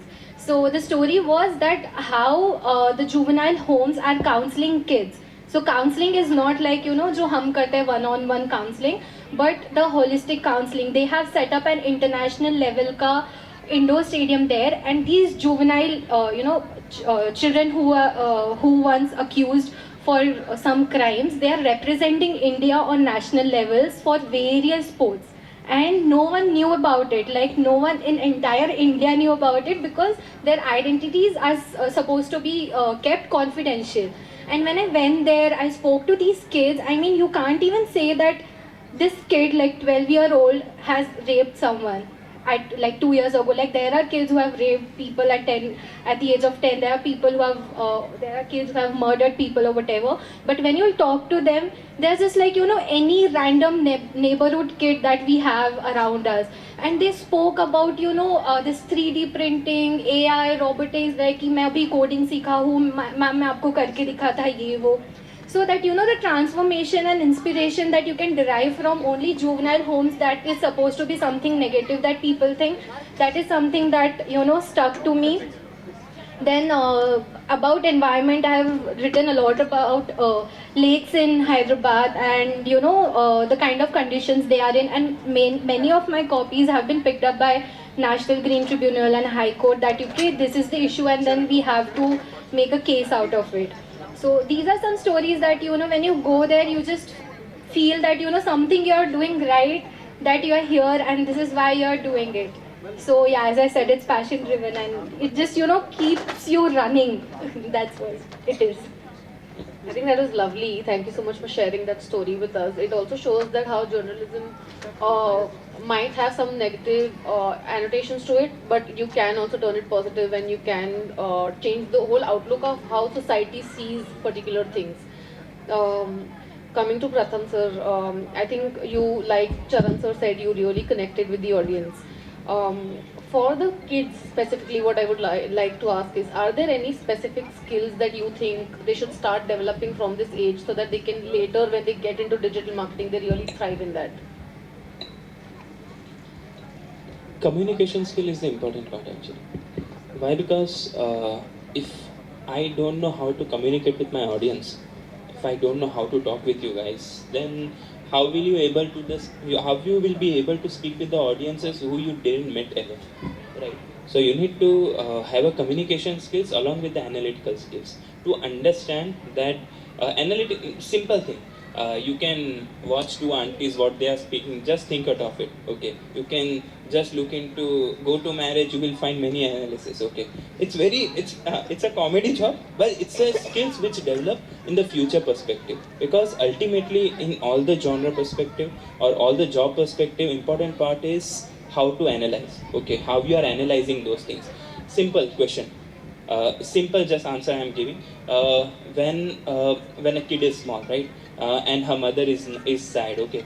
Many times happens that the kids come to the mother and says, "Oh, mama, why are you sad?" It makes a mother happy, right? So this is a kind of analytical skills a child develop from the very first day of his life, okay. So try to inculcate those type of analysis to them, and if they are doing it anything, just let them do it. So at least they will have an experience of what the world is, how to do it. If you stop it on a very certain age, stating like 10th class only, you stop it. Oh, why are you going here? Why are you going there? He will stop his analytical skills as well. Okay, because if the kid is going anywhere, he do all the stuff along with the analysis. Okay, so let him do whatever he is doing, and he can succeed anyway.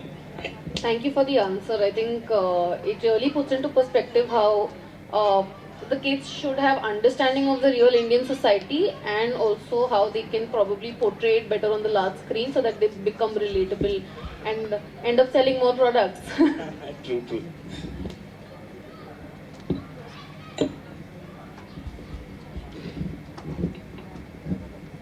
Hello sir, hello madam. So my question is, what role does teamwork play in mass communication and digital marketing?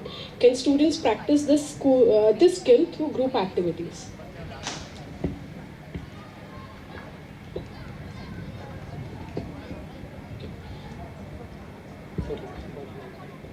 Okay. For digital marketing, I told you before that as well, that there are many team members available in the complete campaign. In the project, we tell as a campaign, you guys say as a project, okay. In every project, there are specific key sets which we required, okay. They are also a marketing team only itself. We tell them as a marketing team only, but they are work as a team member, stating that a graphic designer, a video designer, and a strategist, okay, a campaign planner, okay, a operations guy, okay, who manage completely. And as a manager, I look into the operations, that whether operations are happening properly or not. And also there is a requirement of marketing and technology guy as well. Take an example, if you want you register yourself on the Google My Business, right? It's an important part. So how you are going to do that? You need a one market guy who can connect with your website and who can connect with your offline business as well. So there is a requirement of integration, technological integrations as well. Okay, so these are all comes under a single umbrella where all of them together release one single campaign. And there is also possibility that a campaign can fail as well. But there is nothing an issue getting a fail, either getting a fail or it's a pass. Ultimately, it's all about the experimentation, which after running a multiple test, almost like 10 to 15 tests, if one of the tests is running good, we focus more on that type of campaign. If one of the videos is working on a fidget and making some stylish, we end up doing those things as much more way. We try to scale it. So through that only the business and integrations happen. Yes, of course. Ultimately, it's all about the group साथ में मिलकर काम करेगा तो ही काम होगा, वरना it's not possible, right? कि खाने में भी अब डालते हैं तो सब कुछ साथ में रहेगा at the proper quantity only, then only the food will taste a lot. The same way it's a digital marketing. Thank you, sir. I have one more question. Can students start their journey into these fields by exploring hobbies like photography, blogging, or video editing? How important are these? As I said that, of course, it has to start early because you can't become a journalist in a day. It took me 3 years at least. So I think it always helps, because since my childhood I was always into this, debate competitions, essay writing, even though I was bad at it, but my mom would just, encourage me to do all these things. So it kind of helped me later in my studies, and that's when I realized that, okay, journalism is something that I need. So yes, you have to, find hobbies that are related to mass communication, and it just doesn't end at, debate competitions or speeches or things like that. It can be, as simple as just going through social media and you found something interesting, and then you just scribble it down ki, okay, this is something that I find interesting, what I think about it, just putting your thoughts into it. So you will also develop writing that way, and also your research skills. And also this is a misconception that you have to have a very, very good writing skills for to be a journalist. My part of work, literally writing is only 10% of it. It's more about news gathering, talking to people, going out on field, interviewing, taking out stuff from people and other things. So you need to get better at those things, and writing, it gets better over time. अगर तुमको writing पहले से ही आती हो तो like what would you learn in your job otherwise, right? वहाँ पे भी तो growth का कुछ chance रहना चाहिए. So you don't have to know it right away, because it evolves over time. But news gathering and and whenever you meet someone, like since you like students specifically, if you see someone who can guide you with career or any part of your life, just talk to people. Like I literally talk to everyone around me, like इनसे शायद कुछ story मिल जाएगा, अच्छा इनसे कुछ interesting मिल जाएगा. अभी I'm thinking on those lines because that's part of my work. But otherwise also, whenever you meet someone, just ask about them. It develop that confidence to to get to know one person, and it helps you later on in your life, and not just in journalism but in other settings also. So I think yes, you need to develop these hobbies. Thank you, madam. So we have few questions from our students, so let's hear from them. Hi mom, my question is that how important is creativity in these careers? Can someone who's not very creative still succeed it? You don't have to be creative, to be honest, to be a journalist. I mean, you can't, मतलब क्या बोलूँ मैं, आप creative नहीं कर सकते हो कोई news को. News is what news is, right? So I'll just give an example. If I'm covering a news, so recently I wrote about one child trafficking case, and I was following it up for months or whatever. So I went to this child welfare department who was supposed to take decision on what will we do with these 15 kids who are rescued now. So I was following it up. Now what creativity can I put? No, I will just note down what the CWC, Child Welfare Committee is saying, what the police officers are saying, what the other parties are saying in that, and bring everything in perspective by quoting every party's views on it. But I cannot include my opinion in it, because that's not journalism. That journalism is reporting facts, what's happening. If sir is saying something okay, digital marketing is this, so I would say digital marketing is so and so, said Pratham Sundrani, digital marketing expert XYZ, and then I'll move on with that. So you always have to quote things, you always have to be on point. I cannot say ki according to Times of India, no, or according to sources, वो TV पे दिखाते, you can never write according to sources. तुम्हारा company बंद हो जाएगा if people will start suing you, because who are these sources? They're like कि journalists can't reveal your sources. You have to reveal your sources, because you are presenting your society, right? So you have to be accountable. You can't just in vain say ki trying to be cool, journalists can never reveal their sources. It doesn't work like that. It's not how it shows in TV. So yeah, that's all. Sir, this question is for you. So if we love watching YouTube or creating content, is that a good starting point for digital marketing? What's the next step? Interesting, man. Okay. So yes, for a startup, you need, for any startup or for any product or introduction, you need a video. Ultimately, you are showcasing your product, right? So YouTube is a good source where you can put up your video, upload your video online. as well as you can also try Instagram. It ultimately depends on to whom you are targeting. Okay, take an example that if you are selling a course, it will be irrelevant for the audience who is below 18 years, because you are selling the course for about 24 years, right? Executive courses, or see how to become a CMO, that type of courses. So that is only relevant for the audiences who are above 30 years of 25 years of age. So that's not possible. Okay, so it's ultimately where you are getting a good audience or relevant audience, try those one. Okay, either Instagram videos or YouTube shorts or Snapchat videos. You can try those kind of things. Yeah, I think that's a wonderful discussion. Good questions from students, moderators, and also teacher sharing, activities that they can plan in the class for this wonderful learning so far. To just quickly summarize, I think, mass communication is more of, non-fiction writing. It is non-fiction. You have to present facts. And digital marketing, we have to be non-fictional, but we have to sometimes go fiction so that, we connect the story with what happens.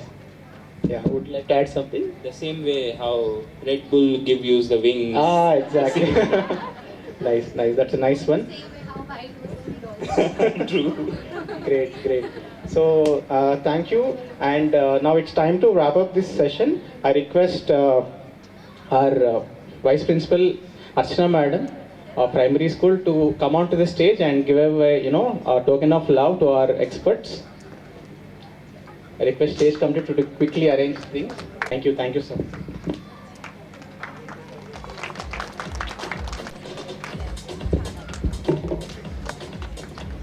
And I'm happy to share.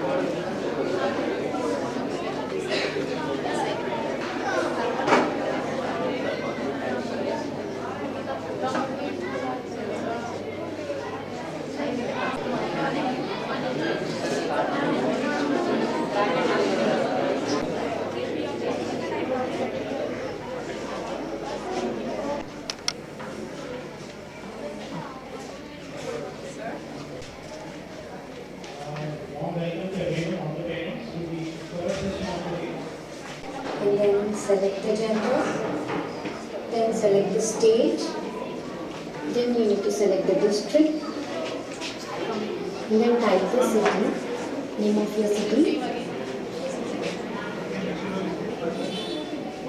then select disability as no disability. Next one is selecting institute. If your school comes under government,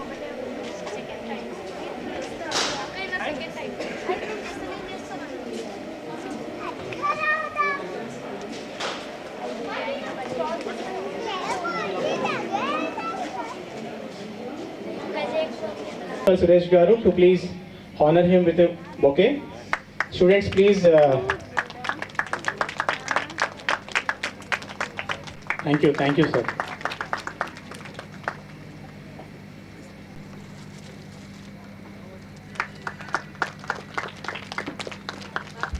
Welcome. I'll quickly give my mic to Zohaib to quickly start about commerce. Raj means commerce. I am Zohaib. I am a CA and I've been working with EY for past 5.5 years and I've been promoted to manager last year. Now when you talk about commerce, what are the streams that you look into? A lot of bigger one is a CA or else a CFA or else a CMA or else MBA, the day we started with.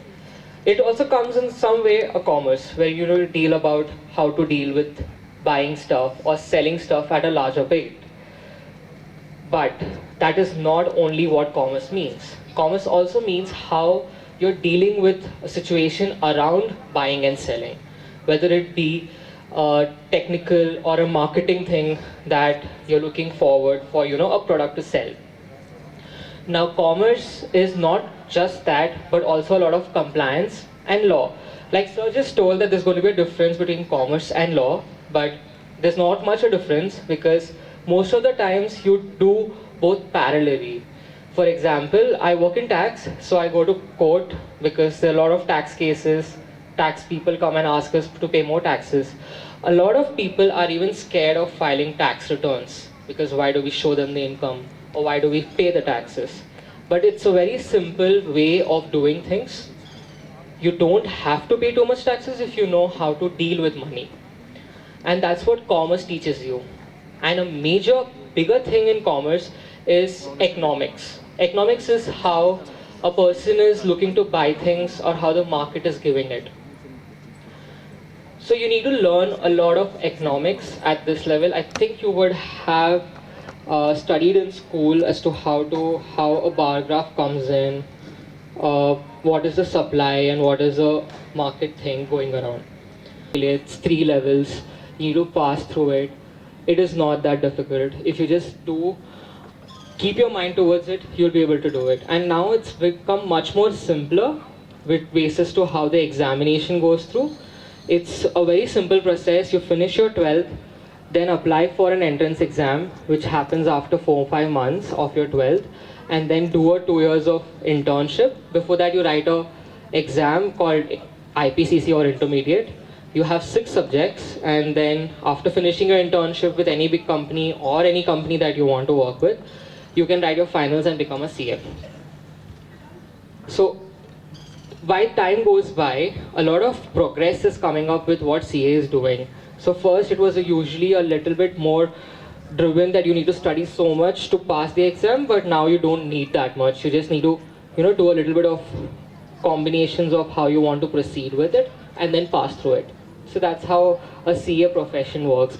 If you're not interested in too much of accounting as to how a debit or a credit happens, then you can move to a CMA, which is a subsidiary to what MBA does, which is a management accounting, which handles a little bit of what goes around in the company.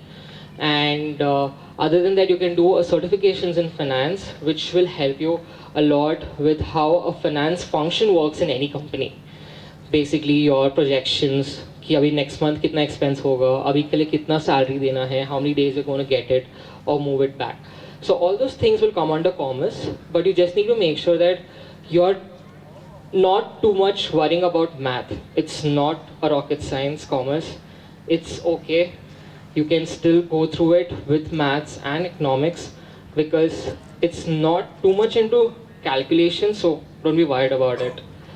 Other than that, your entrance salary, if you become a CA, would be starting from 8 to 12 lakhs at any company, and that can grow. If you work in a tier 1 city, tier 2 cities, you can get 6 to 8 lakhs, and that's just keeps growing and above. So that is it. Any questions, I'll be happy to take. On his thing, we'll have the panel discussion. I hand over the mic. I have all the students standing. All the students standing. Lovely. I want to see your strength. Lovely. Put your hands together. All the kids, put your hands together. Clap. Okay, when I say clap, you clap once. When I say snap, what would you do? Would you slap each other? Yeah. Do you hear me all? Do I sound good? You hear me, Nana? Would you like to talk over the mic? I'll get you. So when I say clap, you clap once. When I say snap, you do that. But before we do all this, okay, I would like to have my partner onto the dais, Mr. Sai Chandan, who happens to be the product head for Abhyas Law Prep. Okay, put your hands together. Thank you so much. Now, all the kids standing there. We'll play a small game and then you will sit down, okay? Because I see low energy levels in you. And when there is no energy, we can't help it, right? right? All the kids there in the corner, the little girl in the corner. Do you see me, Nana? The pink, lovely. How cute you are today. Are you happy to be here? Sad? No. You are happy. You have your elder brother or elder sister here. Who is that? What's your name, dear? Janvi. Welcome, Janvi. Lovely. Okay, snap. Nobody knows what's a snap. This is a snap. Is that a snap? Is that a snap? How do you do a snap then? She's thinking. This is a snap. Like your dad snaps. Come here. Okay, when I say snap, you snap. When I say clap, you clap. Okay, doing that, you can sit down. Everybody, ready? Clap. Snap. Clap. Snap. Snap. Well, smart kids. Well, I'll do it this way. Okay, you just follow me. Could you please hold the mic, sir? Okay. Clap. Clap. Snap. Ah. Snap. Clap. Snap. Snap. Clap. Snap. Some of you do. What does that mean? What does that mean? What does that mean? Come on, quickly. Now, we follow somebody there in the corner, intelligent one. What did you just say? We follow someone else. Does it have anything to do with science? No.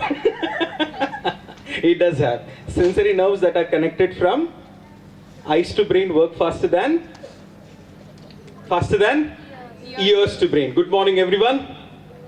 Good afternoon, people. Look at your watch. Be seated. Thank you so much. And namaste to all the parents there. It's a pleasant afternoon. We came all the way from Hyderabad. I am from Abhyas Zero Technologies, and with my partner Sai Chandan here. I'm Shaji Mohan. Exceeding 15 years of experience, I believe my profile. Okay, that's my buddy's profile.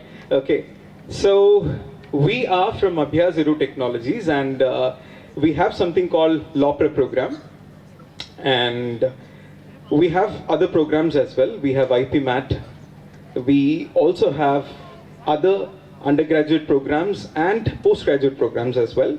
We have an intermediate college called Gyanville Academy, and Gyanville Academy has both MEC, MPC, different programs and all. We are here to talk about law program today. Okay? You kids are going to take the biggest decision of your life today. Right, Nana? So what is that biggest decision? Buying tickets for Pushpa 2? Look at you all people. Okay, at least some of you are smiling. Some others still have this fear. Fear of not smiling, dear. Okay, let's get going. Are we all ready? We will share. I'll do the presentation. And my buddy, Sai Chandan, will take the questions. Big questions from big people here. Ready all? Ready? There are so many here, I still don't hear you at all. Louder. Are you all ready? Yes. Good, great. Sounds good. Here we go. Career. If you don't understand Telugu,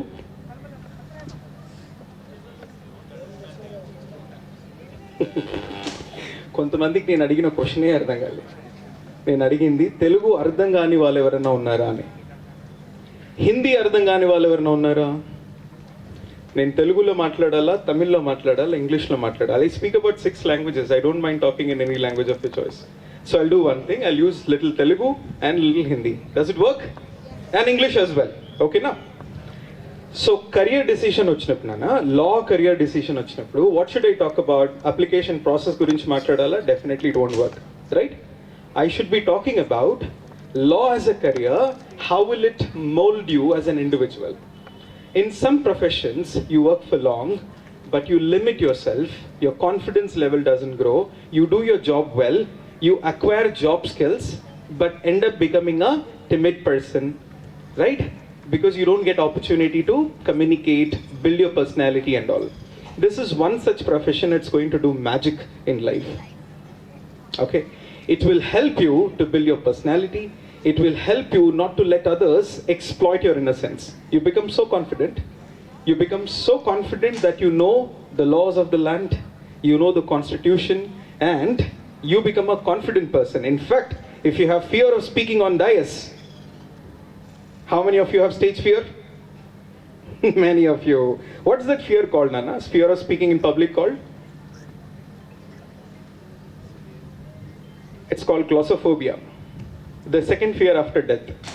Usually we are scared of death, right? After death, if there is something that you are really worried about, scared about, is definitely speaking on the desk. And look at you, how magically Charan sir does it. Right? Our first contact.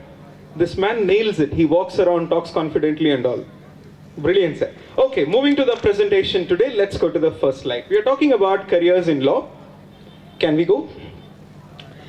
Well, the PPT shows two prolonged approach to a career in law. Why did we have to have a PPT? To give you a better understanding. All the kids are sitting here. Take a proper look now. When we say career, what are we talking about? As an individual, how do you develop? How do you evolve as an individual? Look here, practical opportunities and what is that next word? Wealth creation, something that's really important, isn't it? Isn't it? Yes, louder. I would like to hear yes from you. Say louder. Look, that little boy is saying yes. Yes. Exploring the tangible aspects of a legal career, such as, read the next phrase, louder. Diverse job options. You have multiple job options. You get into government jobs, you get into private jobs. The moment you're done with BLLB or BBLLB, the first thing you do, you start an office and then you become what? Income tax officer, income tax consultant, tax consultant, GST consultant, or a legal advisor.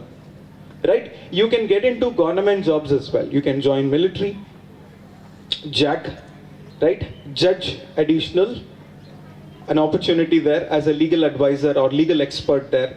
You can actually join any multinational company, right? You join a multinational company, you join any big company for that matter, they have a panel, law panel, you can become a legal advisor there. Let's talk about job options. And then we have financial rewards, great financial rewards. You get to make a lot of money doing all this as a consultant. You start an office, consultant, and then you do paperwork, you make money. You do litigation, you make money. Right? In multinational companies, what do you get to do? You do all this mergers and acquisitions job. Okay, all that thing that is related to multinational company, you are there. You will be consulted. Every multinational company leads a legal panel and you can head it. You become a part of it, make money in it. So there are financial rewards a lot. And professional stability. When we say professional stability, once you become that, you stick to it and then you keep growing. There is nothing like volatile. You become permanent. You get to make money, you become confident, and then life gets going. So, practical opportunities and wealth creations are there. Did you everybody hear that? Now could you please repeat after me? Diverse job options. All the kids there. Diverse job options. Louder. Diverse job options. Well, good. Financial rewards. And then finally, professional stability. You have professional stability. It's not like any private jobs, every other private jobs where in 1 year, 2 years, you don't know whether you will remain in the company or not. You have a fear. Next thing, personal transformation. That is something lovely. We all want to transform. We all want to become confident speakers, confident individuals and all. And sometimes what happens, depending on a family background, friendship and everything, we become timid. We do not have the confidence to speak in public. Right? We have fear, public speaking fear, we don't want to talk to people and all. Such people should definitely choose this. What will it make you see there? Personal transformation through what? Rational thinking. What happens? Most of us have this, sunglasses, blurred sunglasses. We can't see the society as it is. We have so many things that blurs our vision. You become a lawyer and then you can't do that. Because for you, what matters is the law, the laws of the land, constitution. Look at that. Understanding how the study of law shapes individuals into critical thinkers. And that's lovely. When you become a critical thinker, what will happen? You think beyond the box. You read between the lines. You connect the dots, whatnot. You do not think like an every other person. You think differently. You set an example to the society, to your family, friends and everybody. And then look around, rational decision makers You become a rational decision maker and then socially responsible citizens. The last phrase matters a lot. Wouldn't anybody like to become a socially responsible citizen? I'm sure every one of us sitting here is doing it, right? We are doing our part. We have never been socially responsible, right? When I walked into this ground, I happened to see everything at spick and span. That is responsible, being socially responsible, right? Fine. Let's move to the next slide. Thank you so much. Moving down. Now talking about what careers will you end up? You get into private jobs or you get into government jobs. From banking, you can become a special bank officer as well. You appear for IBPS and become a bank officer. You join military. Where not? You join a multinational company. You become a government advocate, right? You become a judge for that matter. What exam should you write, Nana, to become a judge? Does anybody know?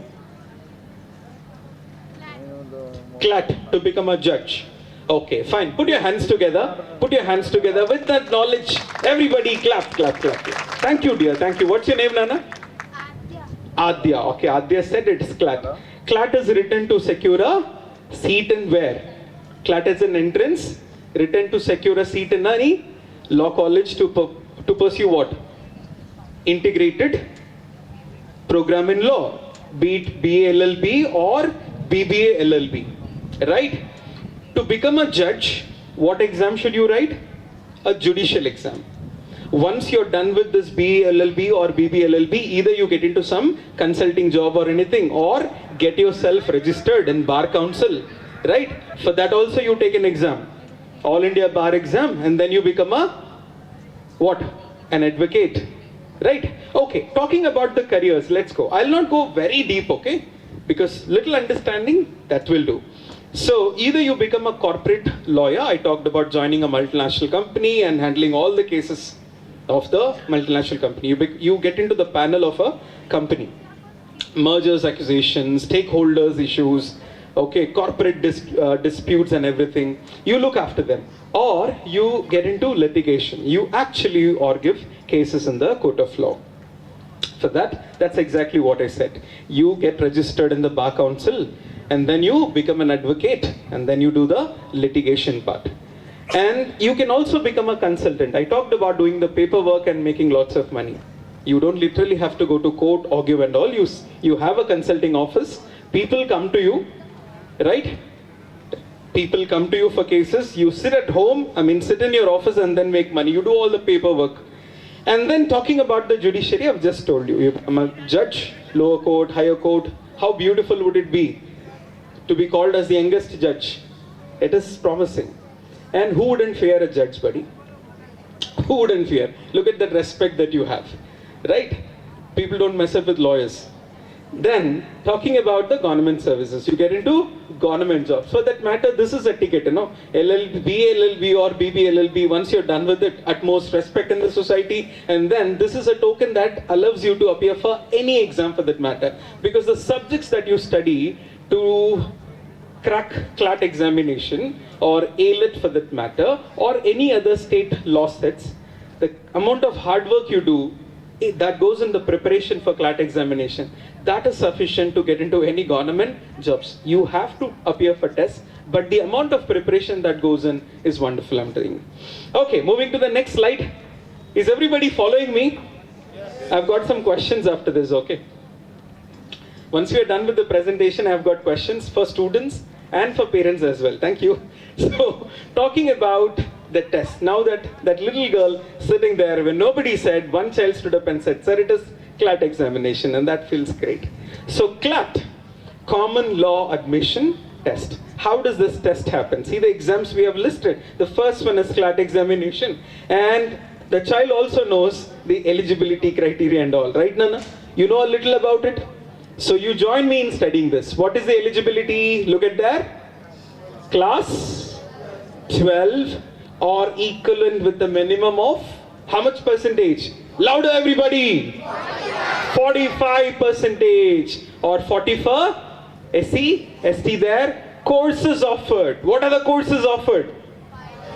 Once you crack CLAT, 5-year integrated LLB programs. Example, what are they? Louder kids there.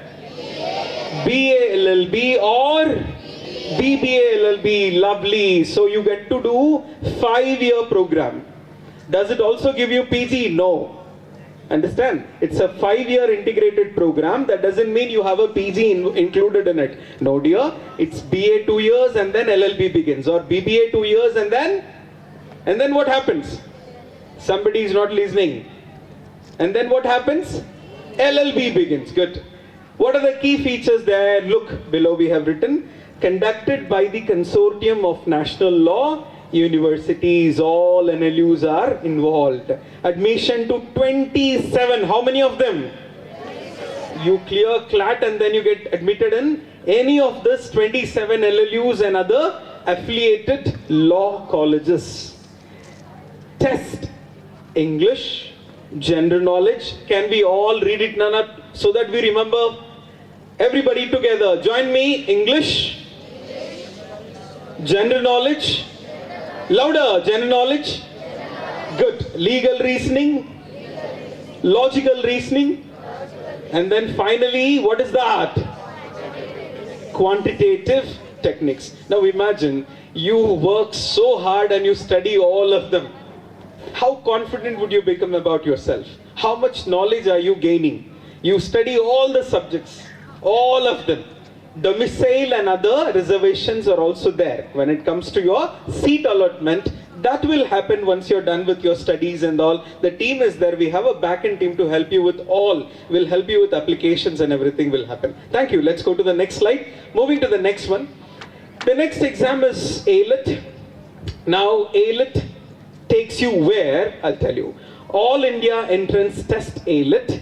Eligibility again 12th or equivalent with 45% marks, 40% for SCST. Courses offered again 5-year BLLB honors and LLM programs after LLB only. And key features are conducted by National Law University, Delhi. That is exclusively for Delhi. There are other law entrances that each state also has. State level law sets are there. Symbiosis Law Admission Test is another one called SLAT. There is eligibility class 12, minimum 45%. Percentage class 12 is same for all. And courses offered again 5-year integrated law programs at Symbiosis Law School. Key features are includes a written ability test, that is WAT, writing ability test or written ability test, and after the online exam. Let's go to the quick next slide. Now then exams are, I talked about, there are state level sets as well. One is state set for law, Maharashtra set, AP, Telangana law set exams are there. Eligibility again 12, 45% marks or 40% SCST. Courses offered again 5-year integrated program. Key features are admission to law colleges in Maharashtra or state level universities. Thank you. Moving to the next one. Now, what does it test you and why are we talking about? I've been talking about different exams, CLAT, AILET, AP set, Telangana set and Maharashtra set and all. As an individual, why is it so important to study law? I've given you introduction. Now in the beginning I made some of you students stand, do some activity and everything. I was trying to pitch in a point. The point is, how do you become so confident about yourself? How do you become a confident speaker? How do you know the laws of the land? How can you not let anyone exploit you? How do you become confident? You walk confidently into a police station and confidently meet the SI, right? And get your message across, talk with the person, walk into a bank. When you understand the laws of the land, when you understand the system well, you have all the confidence in the world. Nobody will ever dare to exploit you. Nobody will have the ever guts to make a fool of you. Now look there, that's a beautiful one. The legal field is diverse. You're not limiting yourself. Nobody wants you to get onto a government advocate or a legal advisor. In military, you become a legal expert. You join a multinational company, consultant, litigation, diverse opportunities. You're not limiting yourself.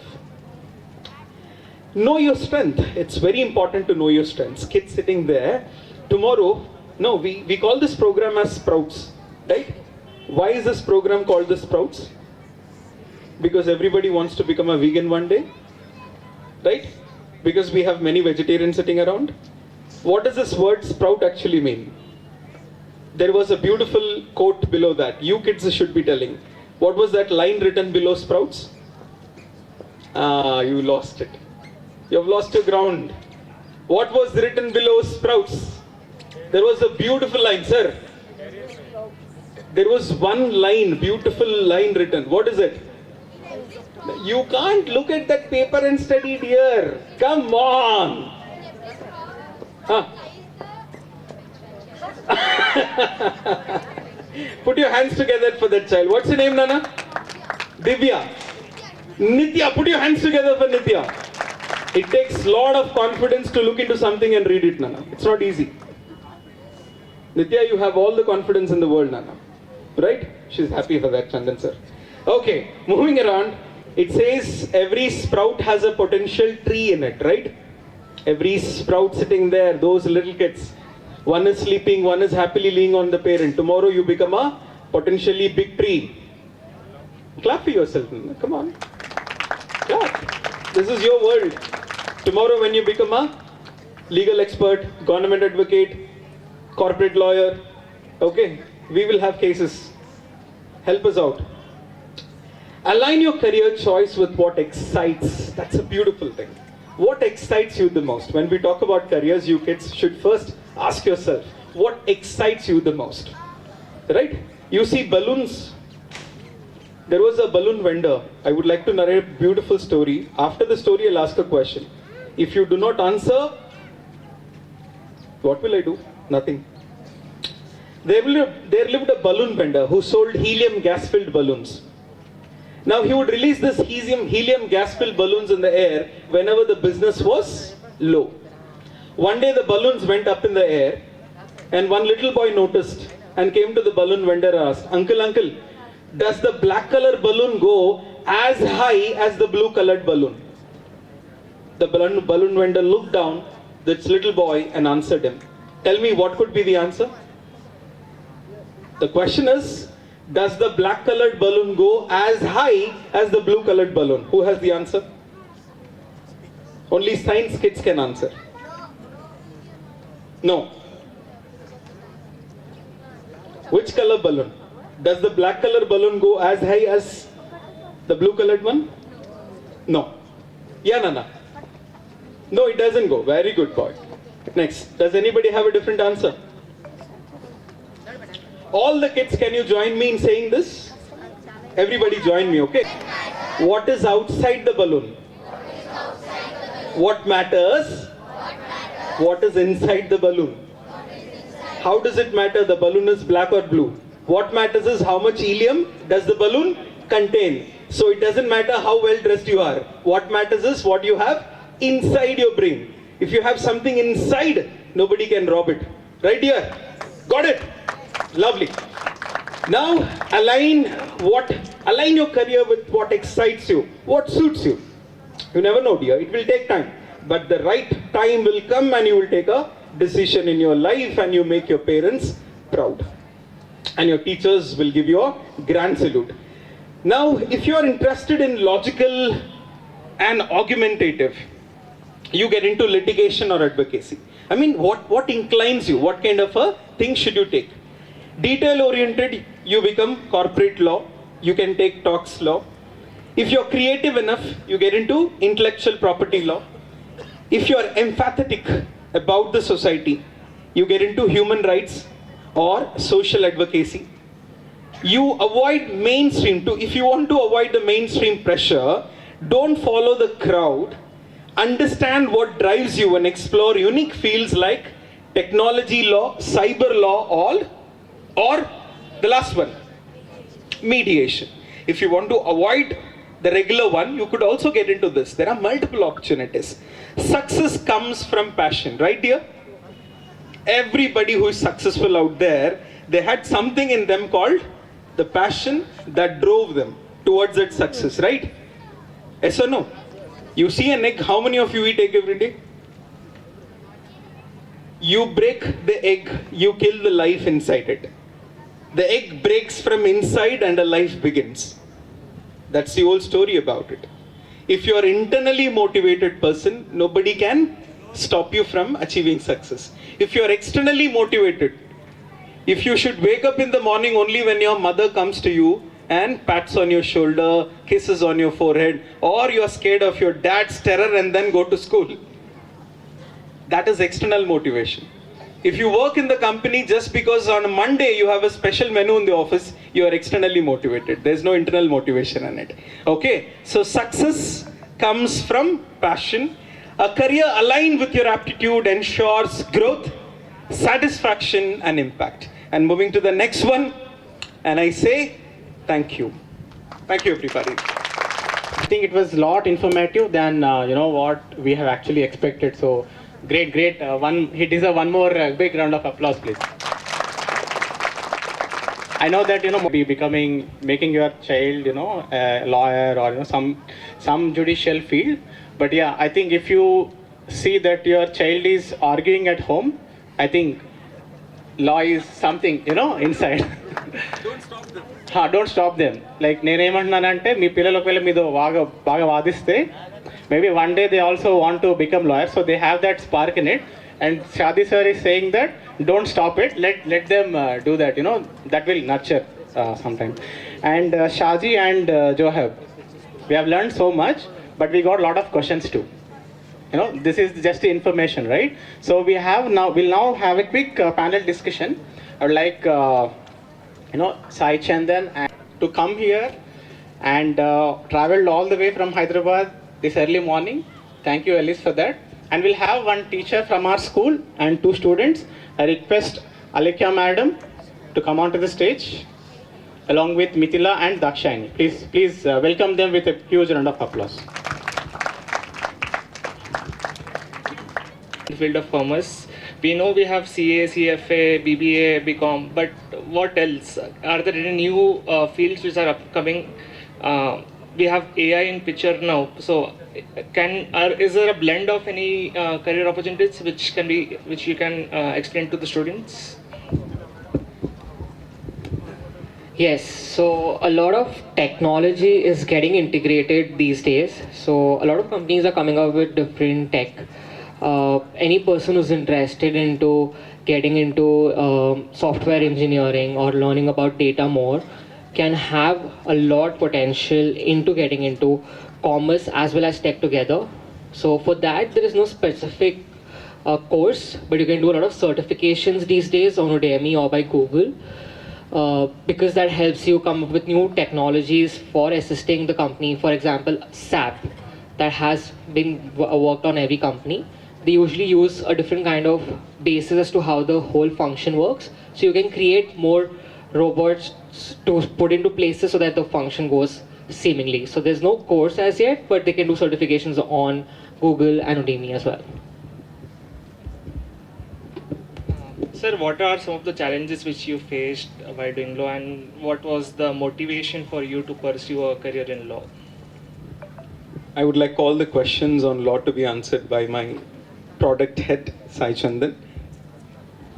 Right, in terms of difficulties, I would say when I joined law, for me it was all about justice. Laws, what is the ultimate purpose of law? It should provide justice to people, right? But not actually what looks like justice has been served. It's actually not. For example, I will tell you, if you remember, this thing happened few years back, I guess. There was this very sensational rape case which happened, and the police encountered those who were involved in this. You all remember this. This happened in Hyderabad. And being a law student, actually I wasn't celebrating that.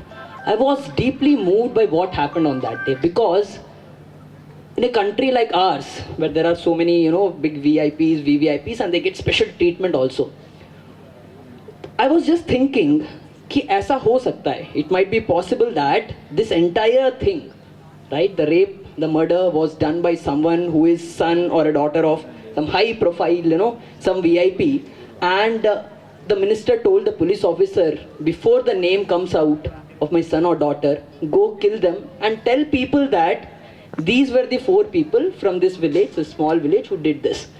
Right? So what happens is, there is this very famous again thing, a lot of you must have heard, that justice should not only be done, it should appear to have been done.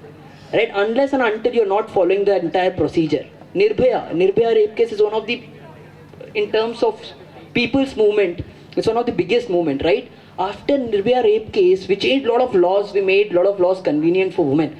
But a lot of people have this question that it took 10 years, 8 years for us to punish those people who were involved in this crime, right? And they say that when I go to some areas where there are people, they usually say that, sir, law ite chadpiyam, sir. It's useless. It's all like colorful picture with no meaning, right? There is law as such doesn't work in this country is what the first impression people have. But I want to say that as I started studying more and more in my 4th and 5th year, I started interning with some of the organizations which people don't prefer to. For example, NGOs is something that people intern at early stage. I started interning with NGOs, Human Rights Commission at later stage, right? There was this person from TIS who joined me, and it was at that moment I realized that not something which we dream of or what we use as a source of motivation, right? Right now, you being in class 10th, 11th, 12th, you might choose law because you are inspired by this particular fact. Someday in future, that inspiration will change, but your objective should always remain the end point. So the distractions and all these things which we talk about, they come from the factors like what we call motivation, inspiration. Don't keep these things. Keep objectives, follow objectives, and I think that way you would not miss your track. Thank you very much. Good afternoon. My question is to Shahi sir. What are some academic courses students can consider after school to build a career in commerce?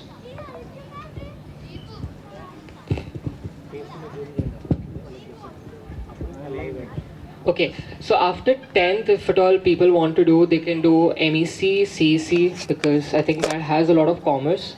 And just one thing to people, don't get scared of maths. It's not going to be difficult. It's just basically putting your mind towards it. That's the two basic things that goes around currently. Or if you're joining your CBSE, then I would suggest you take economics along with math, and so that you can grow towards becoming a commerce expert.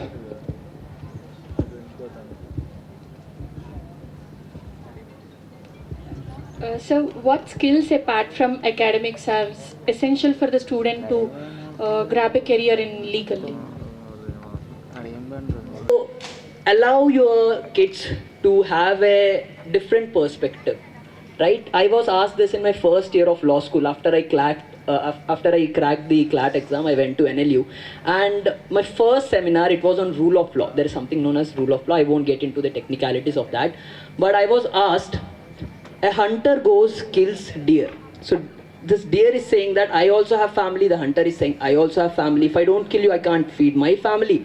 And so both of them have their own perspective. And I say that usually in law, there is nothing right and wrong, right? It's as such. There's a beautiful story that a doctor was asked that if 5 cases come to you, right? Can I stand up for this? Yeah. This is very important because this was a life, in terms of thinking, it changed me a lot. So I just wanted to talk about this. So a doctor was asked that 5 patients come to you, 4 are bleeding, normal bleeding, and 1 is in critical position. What would you do? Would you give 24 hours to this 4 patient and save them, or give this 24 hours to this 1 person and save them? What would be your answer?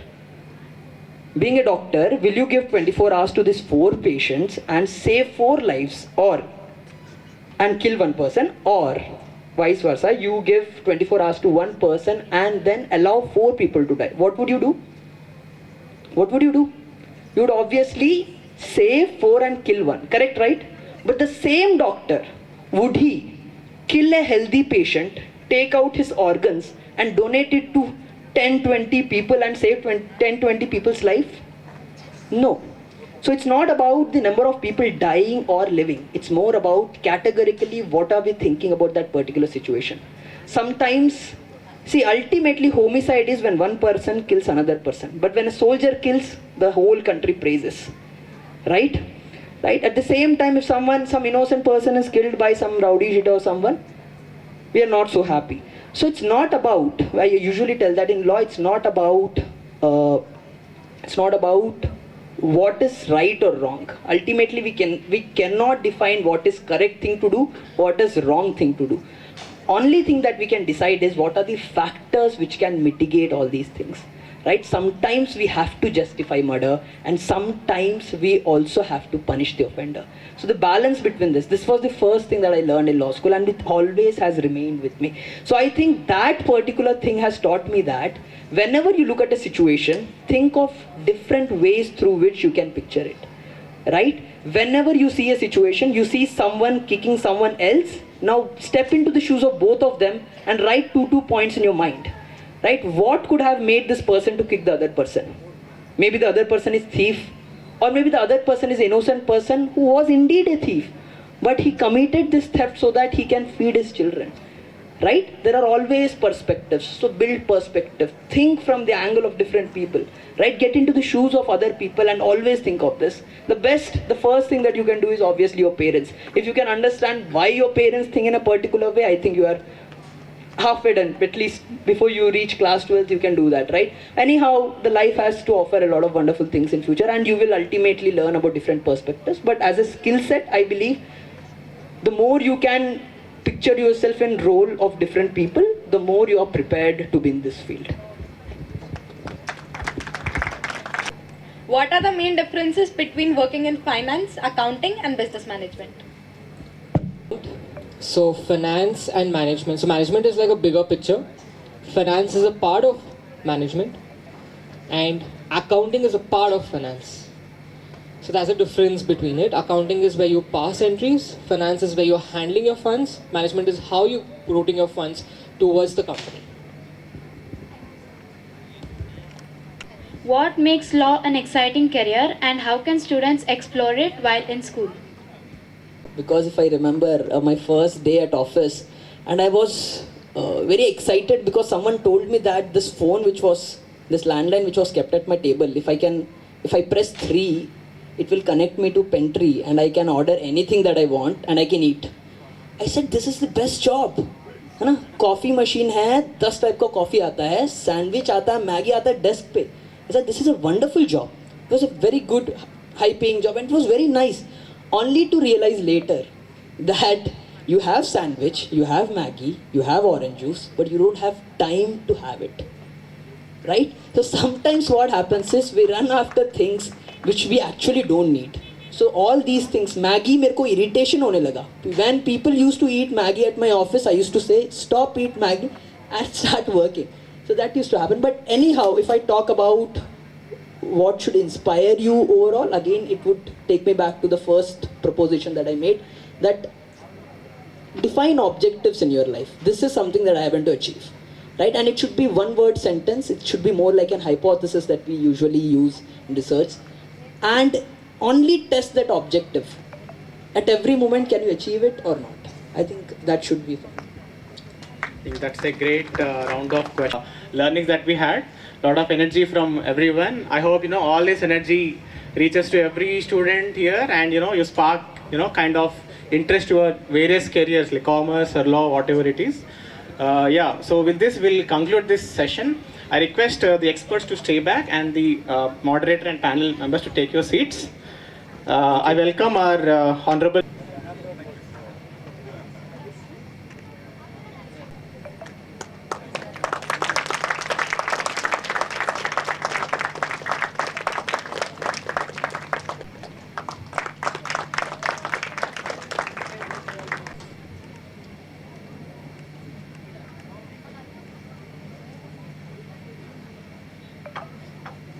Hridaya. Sai Hridaya happened to, join us during our coaching days, and now she's at NLSIU Bangalore, which is also called the Harvard of the East. It's a very prestigious university. So I thank Presidency School that it gave us such a wonderful student, and we nurtured her, and she's at NLSIU Bangalore. You all session 1 by our career experts. It's supposed to be begin at 12:30. As we are running short of time, it's going to be quickly done in next 2 minutes. We'll keep everything ready in 2 minutes. Our speakers and panel members. Parents, if you are interested to take psychometric test, you can go forward and take. And what are some other domains if a child can take after pursuing medicine? So for this, we have our experts joining you. neuropsychiatrist. I request Dr. A.V.S. Garu to please come onto the stage with a big round of applause. Psychology of students on how to select the right career and what would be the influence of the parents and the surroundings. I request her to take over and please guide us.